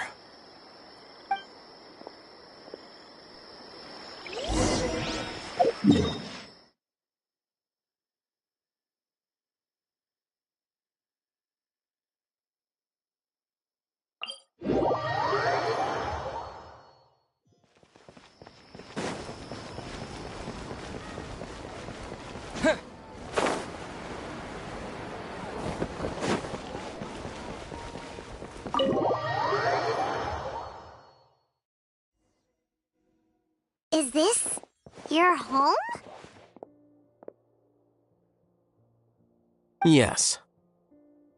What's with you all of a sudden? Being all polite and inviting us over?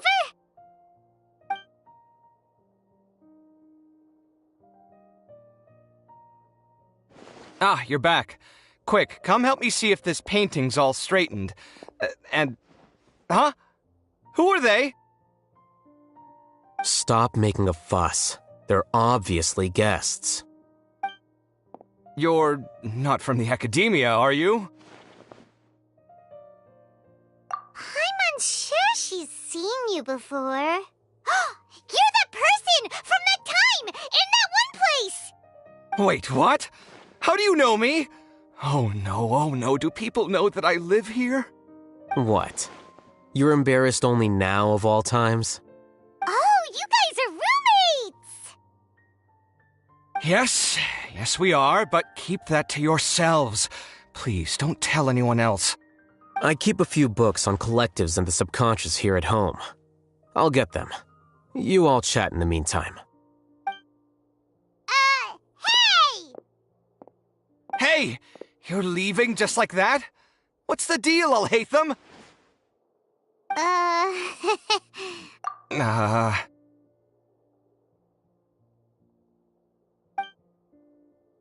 Sorry, I know we've only just met, but I have to ask. Are you, you wouldn't happen to be actors that Alhaitham hired to pretend to be his friends, would you? What? Guess not. I've never seen him invite friends home before, so please excuse my surprise. You guys get it, right? You know, with his temperament and stuff. But aren't you friends with him? I wouldn't say friends exactly. Okay, well, we used to be, but we're not anymore. Huh? Don't worry about it. My name is Kaveh. I'm sorry to have met you under these circumstances. Anyway, please don't say anything about me living here. You seem like you got a lot going on. So maybe Samora will make Paimon shut up. Are you serious? How could you... of course. You're Alhaitham's friends. What? That was a normal response. You exposed your own weakness. Still, why do you have to treat me like he does? Judging by the deafening din coming from the living room, you all must be getting along quite well. Entertain your own friends, why don't you? I'll leave the books here.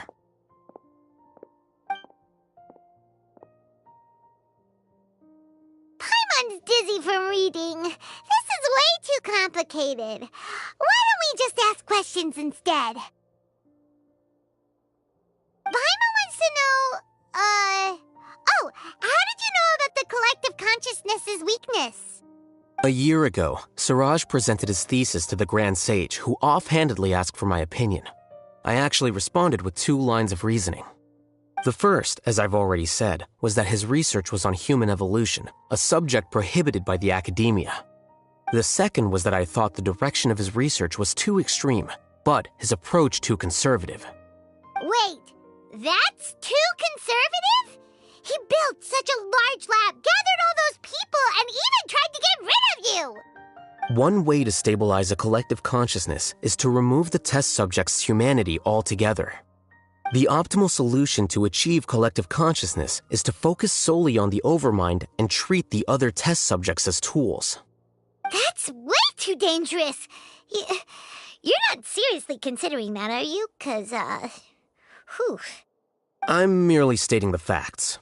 If Siraj had done that, I would have felt his work to be just as senseless.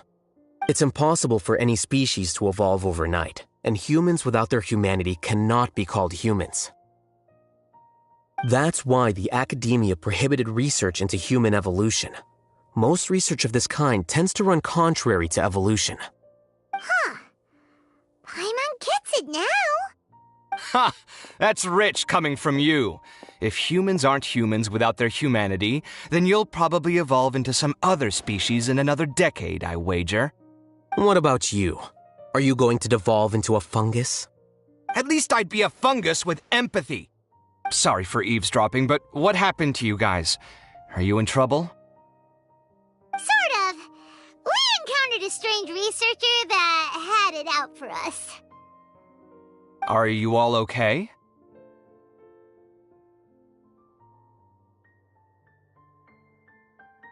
Huh. So that's how things went. Such is life. If only he'd known, Alhaitham could have stayed indoors today, and the whole thing could have been avoided, right? Plus, he could have helped me with the housework for once. See those books? They've been sitting there waiting for someone to sort through them for an age. If you're not gonna read them, tidy them away. They don't belong there.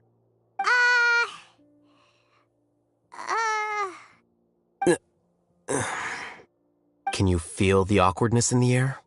I hope you're aware of your lack of conversational skills. Oh, so the pot's calling the kettle black, is he? Well, having said all that, are you okay? I'm doing quite well. Much better than that painting you're trying to hang on the wall. You don't understand anything. Stop criticizing my taste in decoration.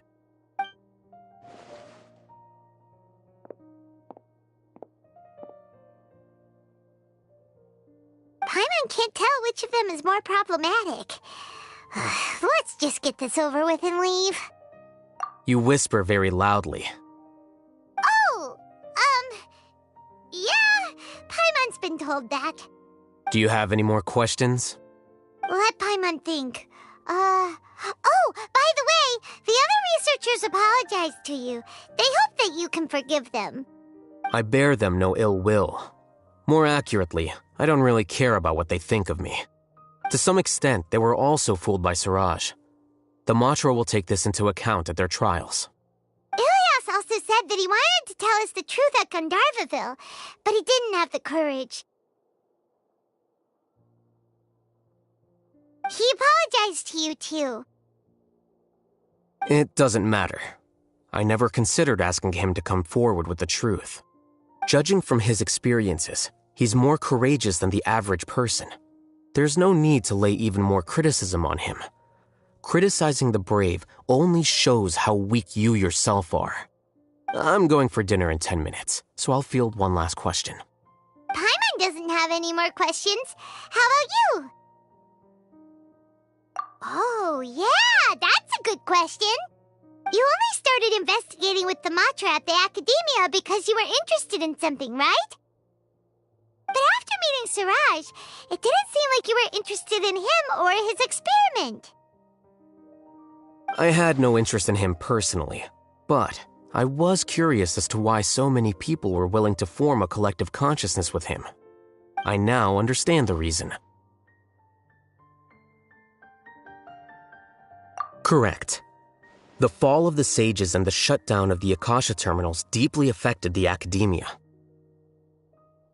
The fact that Siraj's project attracted so much interest despite not being approved speaks to the lack of research projects as of late. As the acting Grand Sage, I'll have to figure something out. In addition, what happened to Ilias is worth our attention. Reporting academic fraud was the right thing to do. He didn't deserve the outcome that he had received. Paimon understands now. Oh, you're pretty serious when it comes to work, huh? I think minimum viable seriousness is a more apt description. I'll do my best to take care of this mess until my resignation is approved. Wait, your resignation? Yes. I've already submitted my resignation to the Academia. Soon, I'll resign as the acting Grand Sage and go back to being its scribe. I don't think Siraj knew about that. If he had waited just a few more days before acting, I would have already resigned. What he'd do then wouldn't have been any concern of mine. However, even without my input, his unstable model would have collapsed for some other reason, so it makes no difference. But why do you want to resign? I'm not suited to be a sage, nor do I want to be one. The official process to select the new sages is already underway, but this process is long and takes far too much time. If I serve as acting Grand Sage for too long, the position might become permanent. That would be troublesome.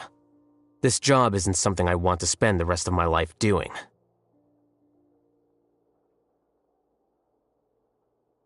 It's important to keep your priorities straight. Well, it's about time. You two should grab some dinner as well. Oh, now that you say that, Paimon's kinda hungry. See ya! We're gonna grab some yummies! See ya.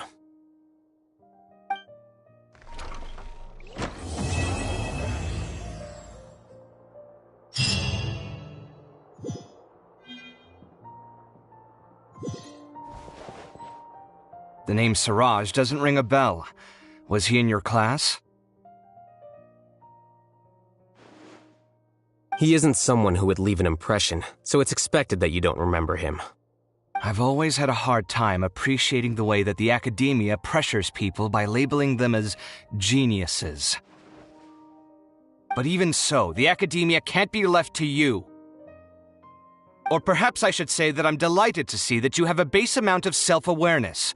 If the people in the Academia haven't gone mad, they'd know that I'm much more suited to be a sage than you. And I suppose they'd let everyone know that your career as a sage will be as shaky as that painting. Again, that's mighty rich coming from someone about to resign. In a few days, you'll be managing files again. You'll be back at rock bottom. But my salary will likely stay the same. Wait, what? How come? Why do you get special treatment? At least I don't have to be an architectural designer who works himself to death just to get a smile from his client. You...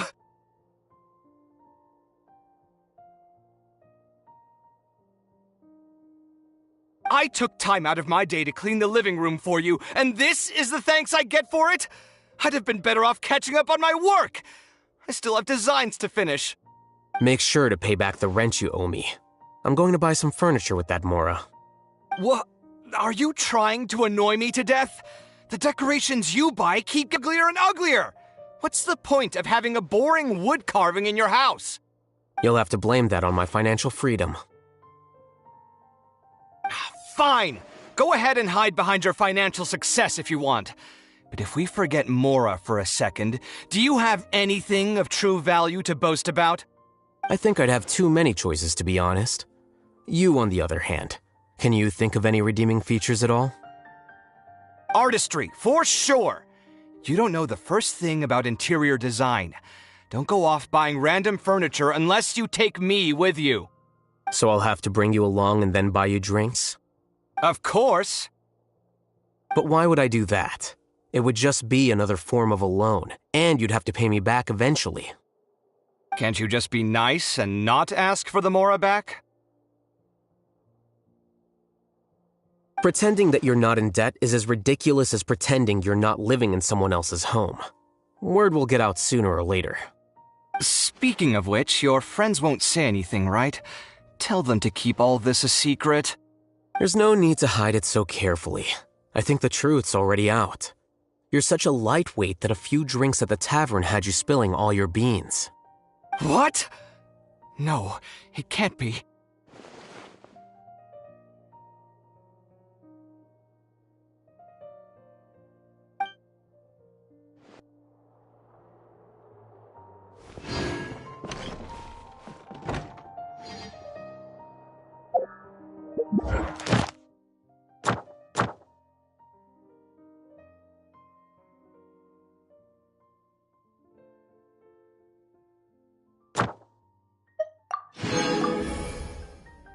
Ad